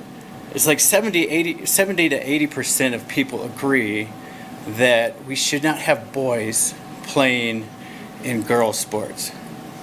And so for you guys to be moving us out of our district, like our historical district we've been in forever, to be a victim of California politics is crazy. Our governor said he agreed that boys should not be able to play in girls' sports. So you guys just got to slow it down a little bit. Think about this and don't be a victim of the California politics. Like, just slow your roll on this. And the fact that you guys are trying to say that it's not going to be more gas to get down there, like, that's crazy. Jesse, I'm calling you out on that because I heard you say that.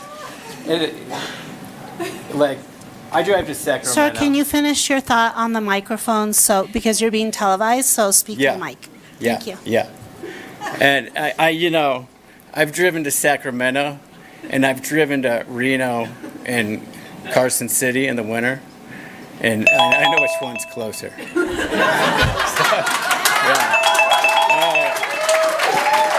Thank you. You guys, I want to thank you guys too for your service and. Okay, Lane Wilkinson. Oh, okay. Thank you. So I My name is Todd White. I won't be nearly as memorable as the previous speaker. So It's okay. I actually work for State Senator Marie Alvarado Gill, and we received several pieces of correspondence from your constituents. And just for context, I served on the El Dorado Union High School District Board of Trustees from 2010 to 2018 in Placerville. It wasn't nearly this memorable, but so just from the feedback we have received, I think the one-year delay is probably the way to go. I won't get into some of Jaron's issues that he mentioned before, although I probably identify with many of his concerns, but I think the one-year delay is probably sufficient, but there doesn't seem to be a lot of continuity on public opinion. I talked to 3 female athletes in the overflow room. They were all in favor of the delay. There was 1 tennis athlete I talked to and 2 soccer athletes I talked to. So I don't see any problem. Our office doesn't see any problem with the one-year delay. So I did want to give my card to is President Driller here today, or?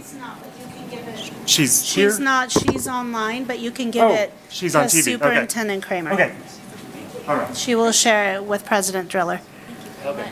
Thank you very much. Wow, youth sports gets state government to a school. I said youth sports gets state government to a school district board meeting. Yes, I'm from the government and I'm here to help. Thank you very much.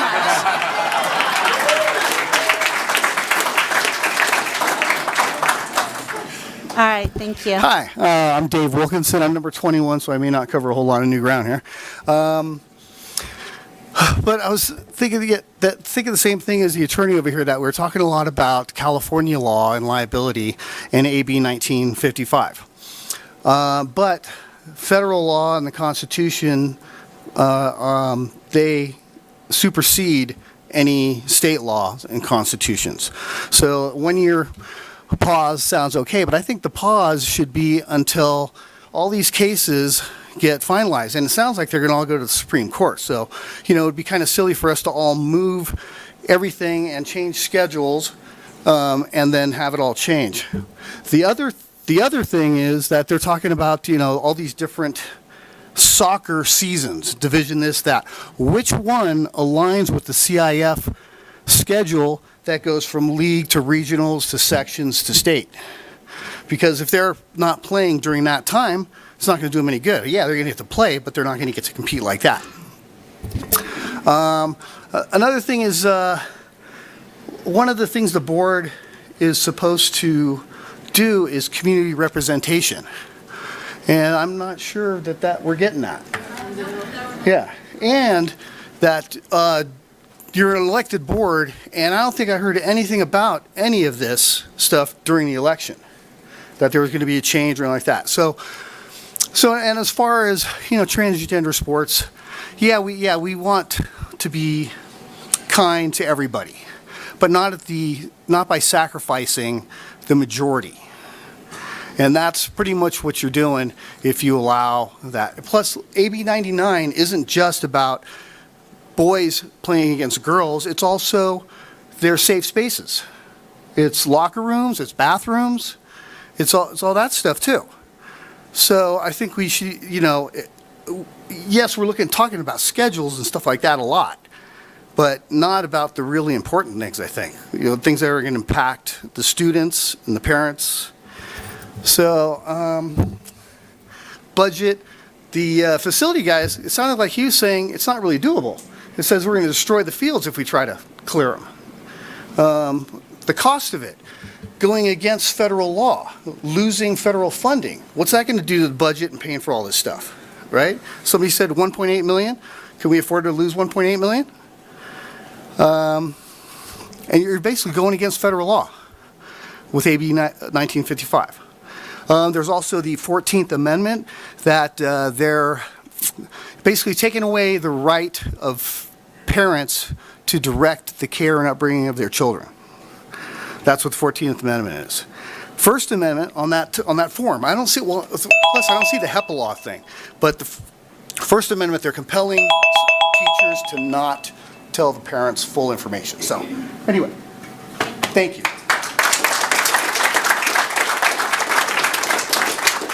Okay, Edith, Henry, sorry, there are no last names listed. So Edith, Henry, Laura Brown, Damara Stone. Hello, my name is Edith Martinez. I am grateful for the board and their service to our communities and Superintendent Kramer. I was part of TTUSD Athletics. I am the mother of an THS multi-sport athlete, and I am looking forward to my youngest being part of TTUSD Athletics.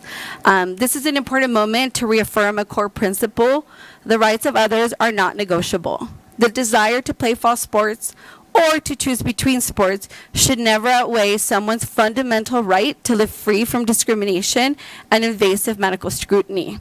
I fully support the move to CIF.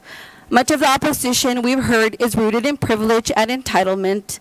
When arguments based on dehumanizing transgender athletes, commute concerns, and logistical inconveniences began to lose ground, then marginalized communities, BIPOC, low-income, and others like mine were suddenly invoked as rhetorical shields. That approach is manipulative, offensive, and relies on harmful stereotypes about BIPOC athletes within our own communities. What message are we sending to our children? We've seen coaches and leaders from our own communities, parents, publicly dehumanize transgender athletes, sending a message that some kids are worthy of dignity and others are not. Time and again, this debate has centered on people's discomfort with sharing a field with transgender athletes, rather than the real and urgent concern that children may be subjected to invasive, sexual, intrusive medical exams to play sports. If the goal is truly to protect children, then let's direct our outrage where it belongs. I'm appalled at the suggestion made tonight that NIA's discriminatory policy will result in retaliation towards our transgender students. As a parent, I implore you, the board, to address the clear misinformation immediately, with students being the focus of why this is happening. As a collective community, we have a responsibility to role model a growth mindset. That means moving forward, not with resentment or resistance, but with a commitment to supporting one another as we transition to CIF. This is an opportunity for all of us to show our students, our children, our families, our communities, what it looks like to lead with empathy, integrity, and to believe in every child's right and human to compete and belong. Thank you.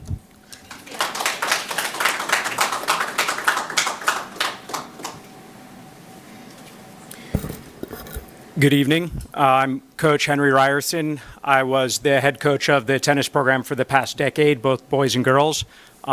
Recently, the girls are the current state champions. I just want to address a few things I heard tonight. First is a logistical matter. Mr. Rivera, I believe it is, you're talking about clearing off the courts or potentially heated courts. Right now, we use Tahoe Donner's courts. That would not be a permissible course of action. So I just want to I want it to be acknowledged that this would be an elimination of the boys' tennis program. Which brings me to my next point, which is the irony of this, that we are looking at adjusting to adopt an inclusive law, but the reality is that this would be less inclusive, that would be facing more challenges and eliminating athletes from the opportunity to play sport. The next point I would like to address the gentleman or some of the individuals who are champions for the transgender community, which I applaud. But I would just like to pose that perhaps we need to reconsider what discrimination is and exposing. I'm also the father of an incoming freshman, not just a tennis coach. So I just want you to weigh carefully that exposing young female athletes to an unbalanced playing field is also a form of discrimination. And then thank you. The last point I'd like to make was to another thing I heard at the start of the meeting when you said your obligation is to adjust to the law. And I just want to speak to the ethical dilemma that you face, because the obligation is also of a board to represent the ownership in the community. So it's not an easy position you're in. And I think that when we're faced with lawful challenges, that can be a scary thing. But we have and this is not an easy solution, but you have an obligation to hear the feedback of the community, which is pretty one-sided at this point. So I hope there's an integrity to this process, and that will be carefully considered as we move forward. Since I have the mic and a little time, I'll say my suggestion would be the prudent thing would be at least to postpone for a year while we consider solutions. As a former coach of the tennis programs, eliminating an entire program, that's not a very fair action. So I'd say while we postpone, we could look at solutions. Does that mean building indoor facilities? Does that mean proposing to the league that maybe they need to adjust their seasons to accommodate us? Because there probably are solutions out there, but not if we rush into it. At that point, we're eliminating athletes. Thank you for your time. Thank you for your service.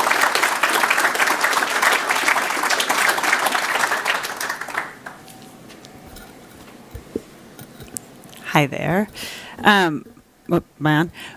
My name's Laura Brown, and I am here tonight as a parent, and I actually was not planning on speaking tonight, but it was the thorough presentation from our principals and athletic directors on the CIF Federation, or the California CIF, that actually led me to a couple questions. And, I do have many concerns that have already been shared tonight as a mother of a high school soccer player, and then I have a 3-sport athlete is my son. But my question is actually if our potential California counterparts, the schools that would be our new opponents, how informed they are and how prepared they are for this potential switch. I know in the presentation tonight it was addressed how TTUSD has bus drivers that are very skilled in going up and down Donner Pass Road.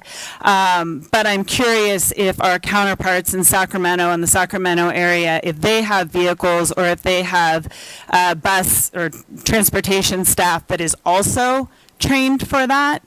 And if not, what liability may come to them or to us for putting them in that potential risk.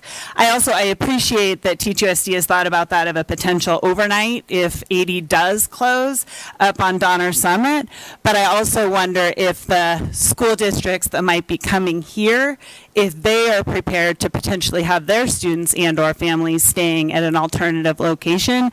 And then that's also given that 80 or Donner Summit is accessible, where I even look at like winter sports, basketball, for example.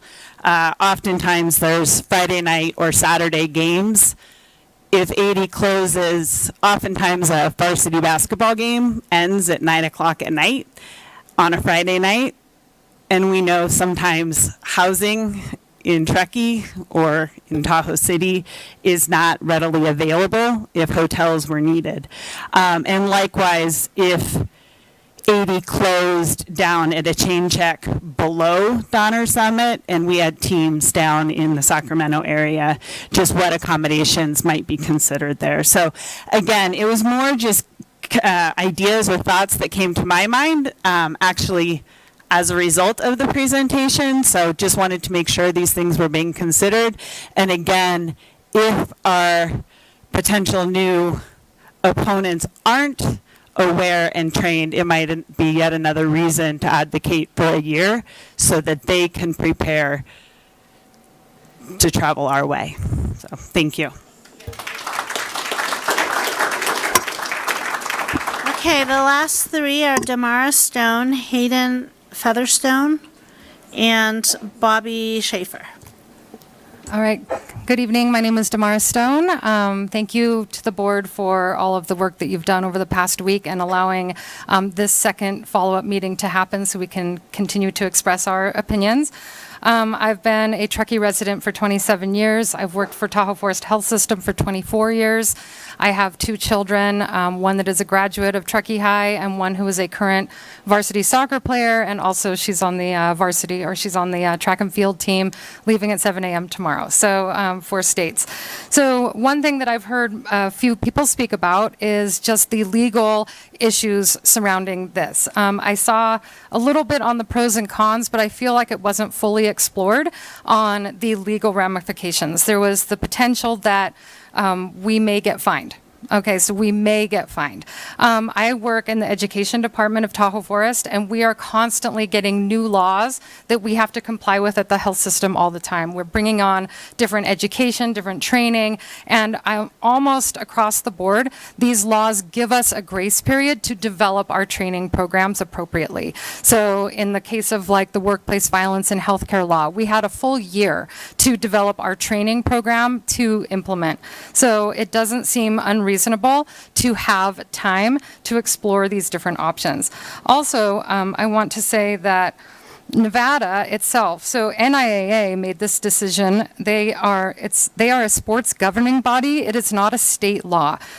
This is a crucial distinction because Nevada state law does not explicitly prohibit transgender participation in sports. So we're not like making a statement by staying with NIAA. We are still participating in Nevada, which does actually have strong protections for transgender individuals in its state laws. So the Nevada revised statute defines gender identity or expression inclusively as a person's gender-related identity regardless of their assigned sex at birth. Additionally, Nevada voters approved an equal rights amendment to the state constitution in 2022, which explicitly protects individuals from discrimination based on gender identity or expression. Legal experts have noted that the NIAA's new policy could potentially conflict with the constitutional amendment. So this is like a legal ping pong game going back and forth. And at the same time, the CIF, in February, the U.S. Department of Education announced in the opening of a Title IX investigation into the CIF for its policy allowing transgender high school athletes to play girls' sports. So it's like back and forth, back and forth. So why are we making this decision that is going to uproot so many students when we really don't know how this is going to shake down? The ink isn't even dry on this statute, and there's probably going to be a lot of legal challenges to it. So, you know, we could end up back in the NIAA in 2 years. So why make this hasty decision now? Thank you.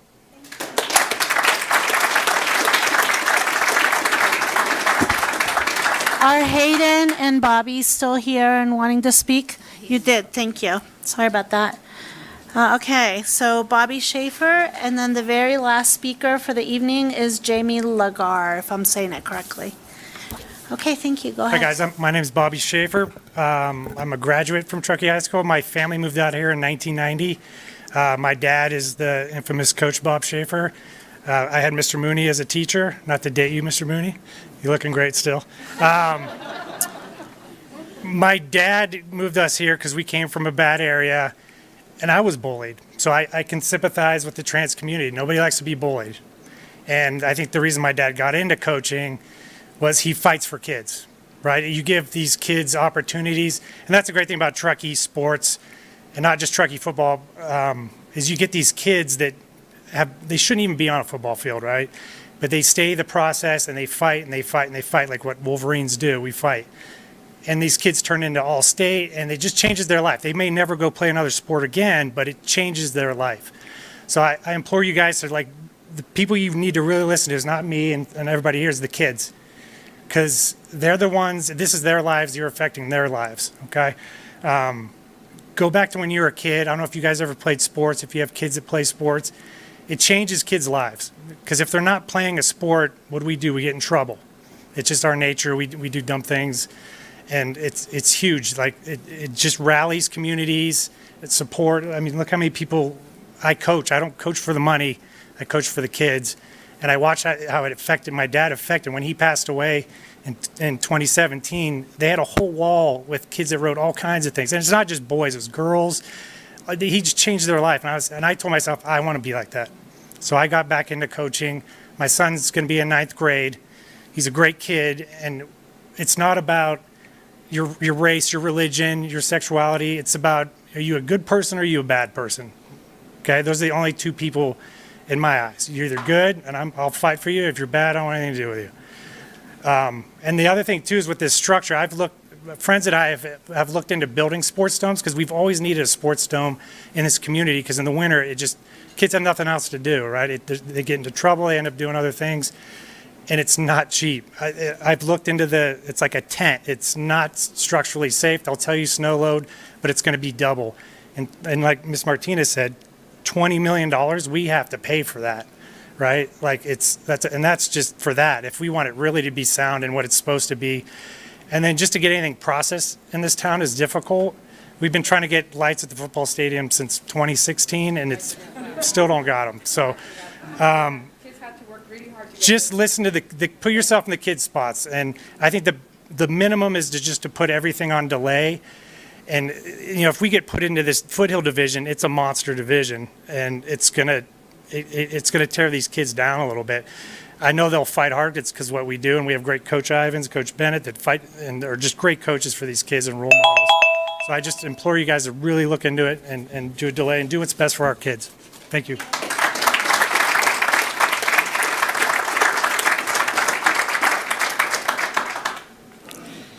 Hi there. I sent you guys my comments really quickly because I didn't think I'd be able to speak tonight, but I raced over from the game. I was watching on there, and I wanted to just point out a couple of things that I sent over. Jamie Legary, parent, business owner in town, which makes it very difficult sometimes to feel like you can actually speak your opinion, and former athletic director at Truckee High School. Thank you, Mr. Mooney, for being on my hiring committee in 2009.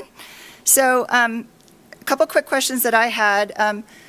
One of the big pros that was put out for joining the CIF was mileage, and I had a question for the two groups on the mileage. Did we take into account, because you pointed out we spend the night at places, that when we go out to spend the night, it's not actually counting as miles to drive out to Elko, to drive back, to drive out to Spring Creek, to drive back. I feel like we can cut miles off of there because it's actually only 5 miles between the two schools, and then we spend the night, and then we come back. So we do pay for hotels, but it's not actually all of those miles as you would count them with just driving back and forth to those schools. So I feel like, did we account for that in the mileage studies?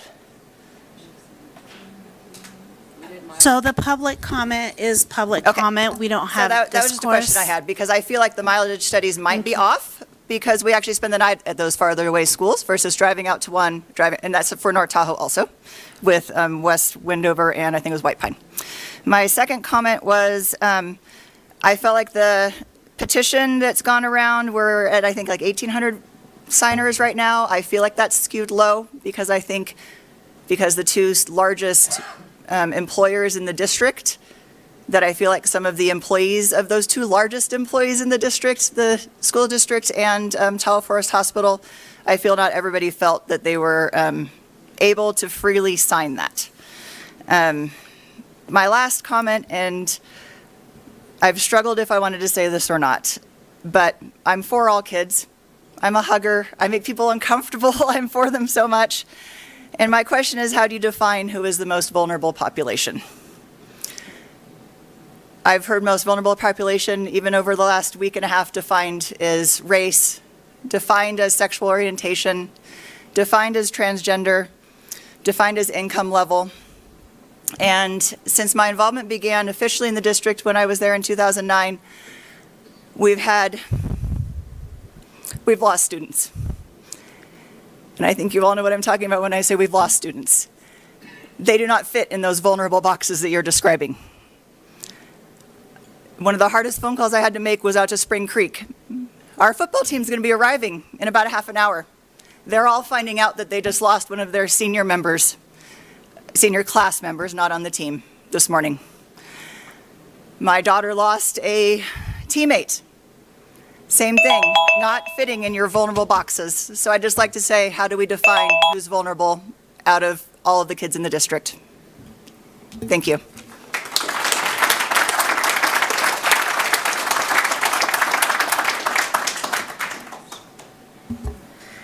Okay. Well, thank you to everyone that spoke. Thank you for being respectful. Thank you for speaking your piece. I think it is now time to open it up to the board and I don't want to forget President Driller has been present via Zoom or Google Meet, Google Meet. So, yeah, this is a lot. So before the board starts, one of the things I would like to say is please feel free to go to NI2A meetings, please.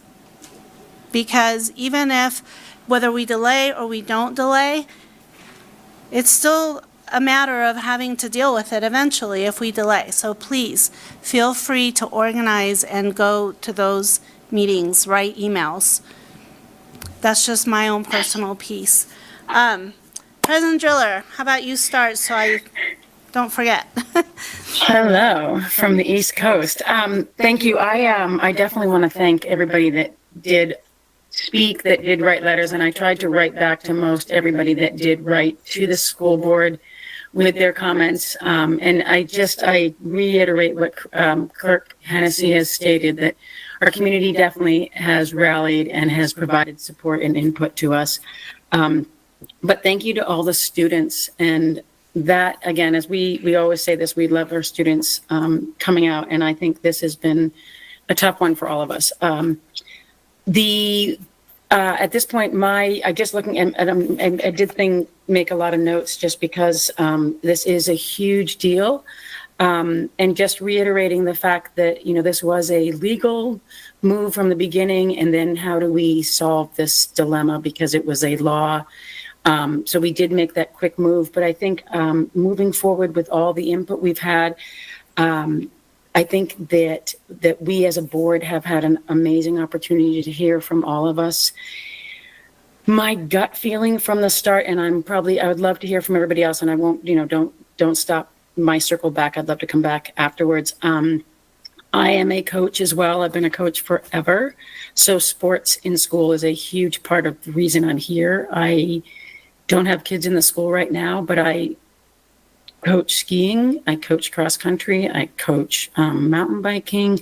So my heart is with the sporting world. So I definitely have that lens. Part of me is the biggest thing for me is that, making this decision, and I keep hearing this, we cannot put one entity or one group of people above the other. So any decision we make, I think, is not going to be prioritizing one entity. And if it's 6 kids that are affected, we have to address that. And so I appreciated some of the comments that came out tonight that said, no one child is more important than the other. And I do like what was just said at this last comment. We have to be respectful of everybody's entities and persons. So I would also like to say that I, as a board member, believe that my responsibility is to uphold the job of reminding the superintendent that they are supposed to follow policies and laws. So that is our role. I do believe that as an elected official, it's totally different. And I think this is the reason why I think I was very strongly supporting. But now that we've had this one decision that had to be made immediately, just to make sure that we had the timing of schedules on the docket, not necessarily that we'll use them, that the community is why we're here. We were voted in and we were elected. We do this because we have a finger on the pulse. Like, we want to hear from you. And I echo what Clerk Hennessy said about how respectful and how cordial and unbelievably well-mannered this meeting was. It was stellar. We are so, so lucky to be in this group. In my opinion, I would prefer that we take some time. I am not comfortable with making a decision to go to go into the CIF at this point without further discussion. And I do understand there are legal ramifications, I think, that we have to address. But I think we need to hold off and figure out how to address them. And so at this point, I'd like to just say that I'm very comfortable asking for a delay. I don't know how we're going to get there. So I'll open that up to the rest of you guys. Thank you, President Driller.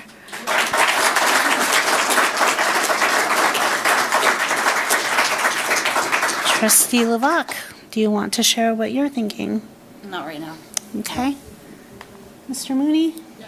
I just, Superintendent Kramer, I do have a couple questions regarding the presentation, if it's okay to go back to that. And it was regarding the legal consequences of remaining in the NI2A. I think you mentioned there were two, perhaps, and but if I could get some details, specifics regarding that, that'd be Sure. great. So there is kind of three things we were looking at. Was our insurance provider, would they determine that if we stayed in NIAA, was that an unacceptable risk to them? And so they had provided you with their letter of comment on No, that. it's me, not you. You're good. Okay, no, I'm just making sure.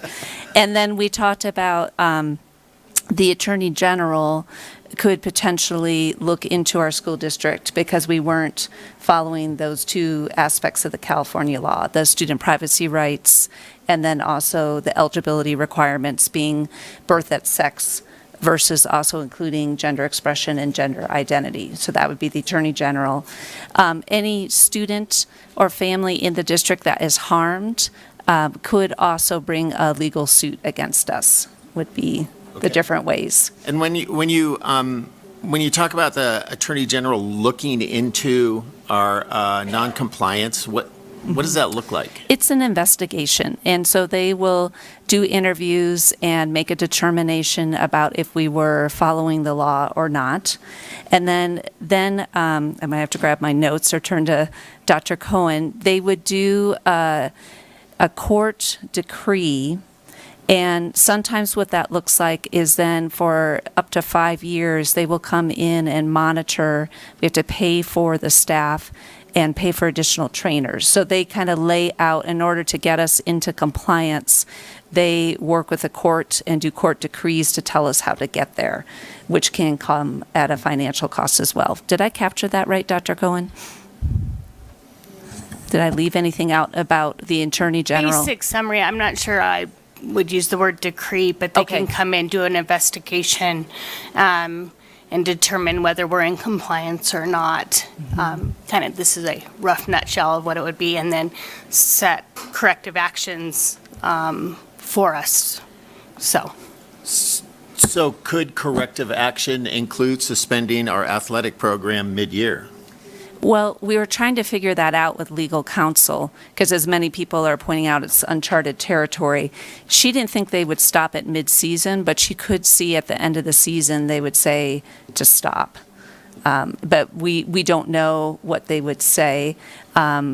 We did talk with the athletic committee about the concern if we're in NIAA and there is a challenge and they call into question the eligibility of our student, and this could be for academics, for this new eligibility requirement, how that impacts the team moving forward with game forfeits, but it's kind of on the other side.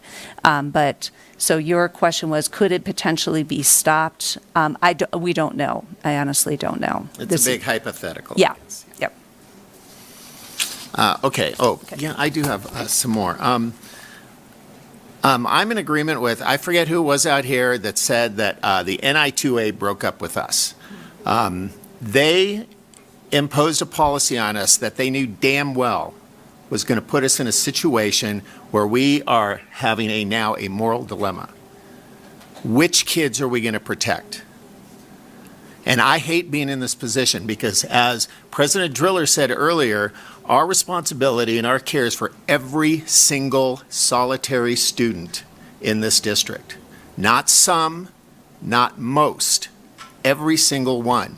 And I hate being put in the position where it doesn't matter what we decide here, kids are going to get hurt. Whether we stay with NI2A or whether we go CIF. And I blame the NI2A for this. And I have no love for them right now. I believe that they are possibly using this to do what they've been trying to do for years on end, which is get rid of us. Because we have a lot of hardware of theirs sitting in our schools. We go home with state trophies all the time. In 2001, they made a very concerted effort, and Josh Ivins and Bobby Schaefer can bear this out for me, to get rid of us, and they came very close. And their argument was they don't want their Nevada trophies going to California. So now here they have an opportunity, I feel. I have not been in any of their secret board meetings, so I don't know, to harm us, to get rid of us in this situation. The fact that they will not grant us a one-year waiver, I think, also adds to that argument. They're not helping us in any way. I know that when we talk to Tim, he's very helpful and understanding and giving us, wow, until tomorrow to decide what we want to do. But those are my thoughts there. We have been guests in the NI2A since 81, 80, something like that. And clearly they feel like we have overstayed our welcome. And we are starting to smell like three-day fish, or whatever that expression is. But I also know that we had no intention of leaving NI2A.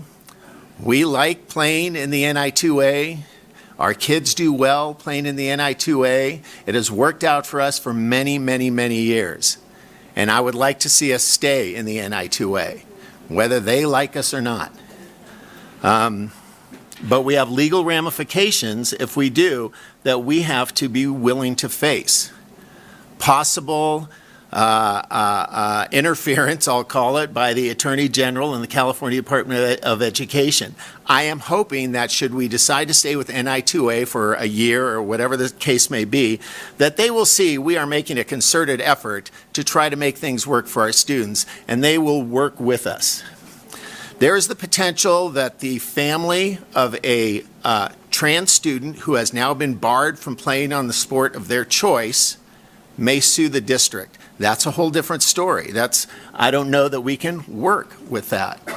I don't know if we have any trans students, athletes in TTUSD. We can't know because we don't ask. But I suspect that if we do have some, we will know next year. We will hear from them. I'm concerned about the mental health of our students. And our transgender students, yes, of course, because of how this may affect, how this will affect them, and probably already is affecting them. But I'm also concerned about us joining sorry, back of my notes. I wrote a lot.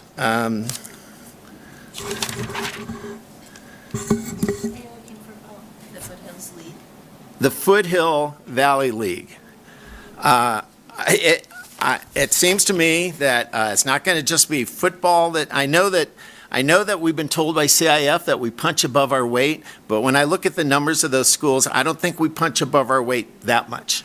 I think we're going to get hurt, not just football and the big sports, but any sport that competes in that particular league. I would be much happier waiting when we can join the Pioneer Valley League, is that right? Which just seems to be our more competitive place. And I think we may lose participation when students realize what they may be, the juggernaut that they may be facing next year in the Foothill Valley League. That's just a feeling, a prediction that I have regarding that. I'm concerned about, of course, our tennis athletes, our soccer athletes, and all those other athletes who may be denied the opportunity to play because the opportunity that they have now with the NI2A will not be the same next year. Whether it's training times, field, it sounds like this. The soccer situation is better than what I heard at the last meeting, that it won't be in the winter, but it doesn't seem ideal either. Tennis is a real issue for me. I think, is it the boys' tennis? Let's say the boys' tennis will suffer, and I don't think that's good or healthy for those kids. Every kid who wants to play should be able to play. Now, having said that, there's a part of me that feels that applies to our transgender students as well. Again, I don't know if we have any. We can't know. Maybe we don't, and it won't be an issue yet next year. But I believe that it's not going to just affect transgender athletes, but should we stay in the NI2A, every transgender student we have in this district will know they have been excluded. And I just want us to sit on that as well. Which way do we go? This is a tough one.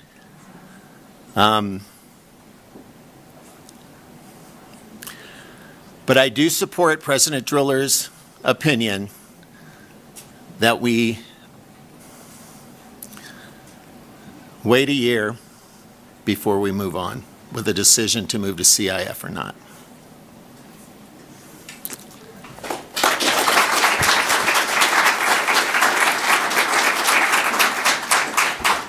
Trustee Nishimori.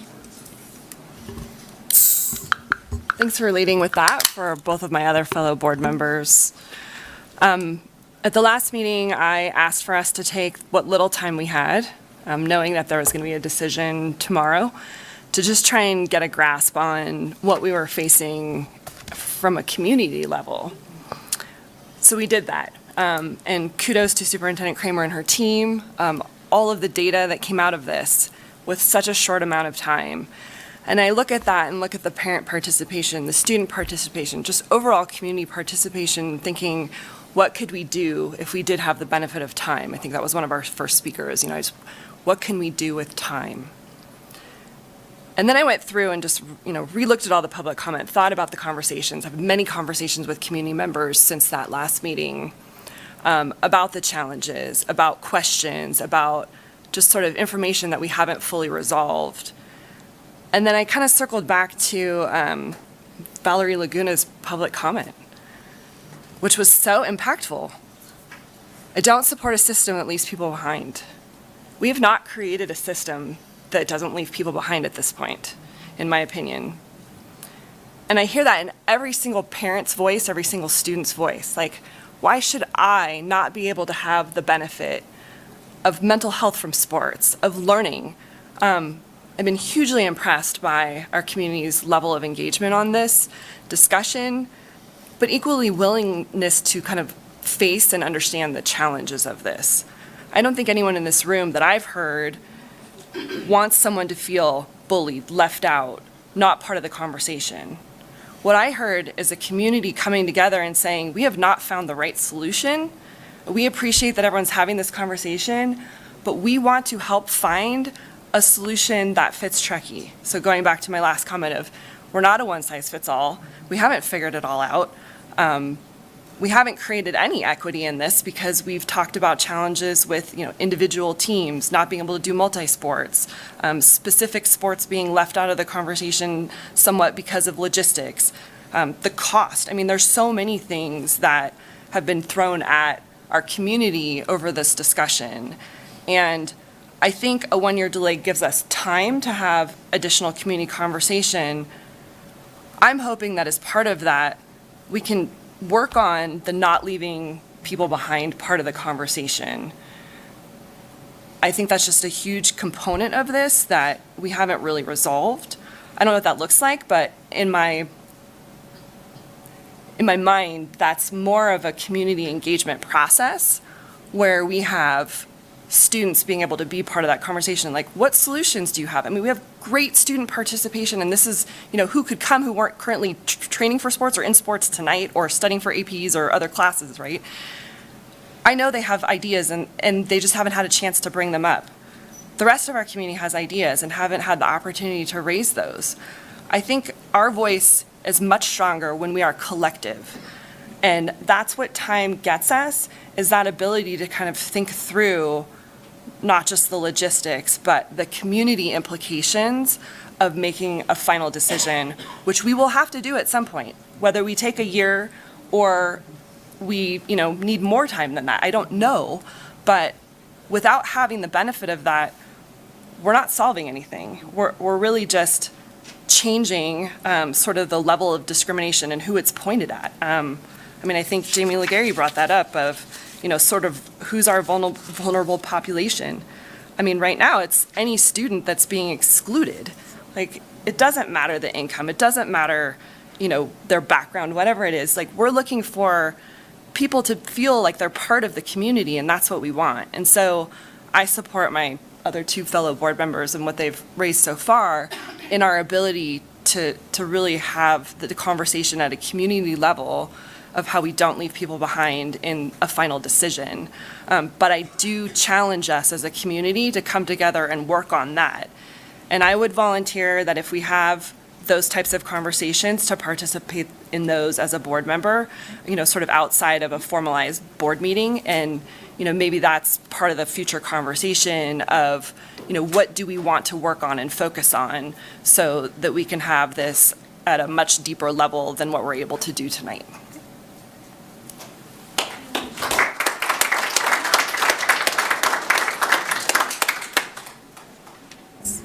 It's late. And I just want to say thank you, everybody, for coming out and coming out last week as well. This has been a really profound social experiment. And we passed the experiment with A+ flying colors. This was designed to create fear in between and make us hate each other, coming from the executive branch of the federal government. And if you think about it, Nevada, the state of Nevada, just decided to leverage it in order to create an environment where we would turn against each other. But I agree with everyone in the room that we have to stick together, and we have to realize that this is just the first attack. This is just the first opportunity for us to experience what the rest of the world and the rest of the country is experiencing, trying to turn us against each other. Can you imagine? It's only been 4 months. So this is just the beginning. I'm very proud of this board. I'm very proud of our superintendent, of our cabinet, of our board president for not failing the test. Because I am really, really impressed with the fact that everybody came forward to come into the room to try to figure out solutions and not turn us against each other. Because if we continue to fall for that trick, then he wins. And that's all I have to say. Thank you. Okay, so what I would want to say is, I'm sorry. Okay, so what I would want to say is, the one concern I have with waiting, which I am in favor of, because we have a very capable district staff and a really invested board. And when I say district staff, I mean admin, but especially, athletic directors, coaches, we're capable of getting this done. Okay, we can figure this out.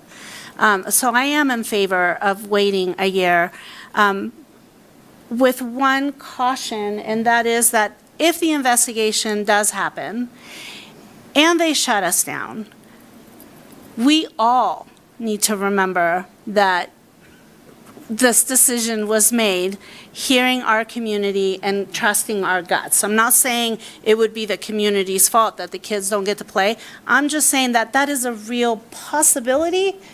May not happen, yay, that I don't want it to happen. If we do take this year to plan and figure out sports, honestly, I don't know what's going to happen to the sports that are going to be gutted. I look at you, Ms. Martinez, and you're very, very passionate about football. The tennis moms are passionate too. So who do we say, bummer, right? There's just no win here. But if we do go forward with waiting a year, as it sounds like most of us want to, we can figure that out. We can try our best to be, as we always have been on this board, at least since I've sat here, inclusive and purposeful. So having said that, I'm also in favor. So I don't know, of waiting a year. Yep. Yeah. Yeah, I don't know that you need a vote, correct? I know President Driller just wanted an opportunity if we circle back. Okay. President Driller, you want to close this out? Thank you. I was just going to say that Danielle, I'm excited that you offered the committee, and I think that was a wonderful thought. And I was thinking, if we do move forward, how would we stay involved? I'd be happy to be on the lakeside and be on that with you. Thank you. The direction it looks like at this point, Superintendent Kramer, is that we are asking, or we're sort of offering our input, is that we would prefer that we delay a year before we make the move into CIF. With that being said, I just was going to ask another question is, that I don't know how you can put a clause in anywhere that says anything like this, but the reason that I have one sort of hesitation is that, by doing this, we're staying where we were. So we're keeping things status quo, but just the underrepresented population is a big concern. And that I think I wrote next to Valerie's speech, I wrote tears. We can't forget people. And if we decide to, stay where we are, yeah, you don't want to leave anyone out. We hear you. We definitely hear you. And, not the flip side of that, but I also was touched by a couple of people who shared that, because I hear you, President Driller, at the same time, if we don't stay where we are, then we're also not supporting the students and the athletes that are in other sports. So we're screwed either way, people. Just trust that we're going to see where we go and yeah, just. Totally well said. But thank you. I appreciate your heart. So then, under your guidance, then I will contact CIF and NIAA and let them know that we're remaining in NIAA for the 25-26 school year.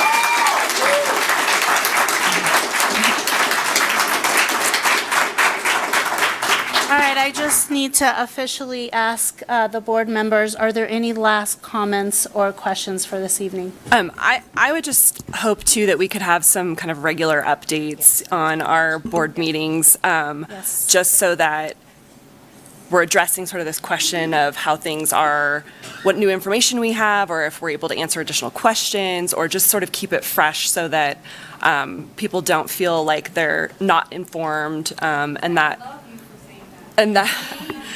we're also doing translation too, because I feel like we have a lot of families who that's really helpful, and it's part of what we should be doing as a district anyway. And so now that we have the benefit of time, this will become more systematized, where there will be community input opportunities, scheduled meeting. As many speakers said, we need to listen to the students. So we'll have time to get input, time to explore other options, a lot of great information shared about legal, what's going on with federal versus state, and so on. So just know that we will be setting up community input opportunities with students and the community, and then make sure we provide the regular update to the board. And at those times, we'll make sure we send it out ahead of time like Amber has been doing, so that you can come and hear outside of the community forum meetings, and make sure we have interpretation for that. So just know this, we're delaying, but we'll keep working together, and I love the outcome of creating a system where no one's left behind, and that we're going to stick together and work together. And we just appreciate all of you so much for your input and your time and your feedback. Thank you for coming out. We're adjourning the meeting at 8:09 p.m. Have a nice night. Be safe.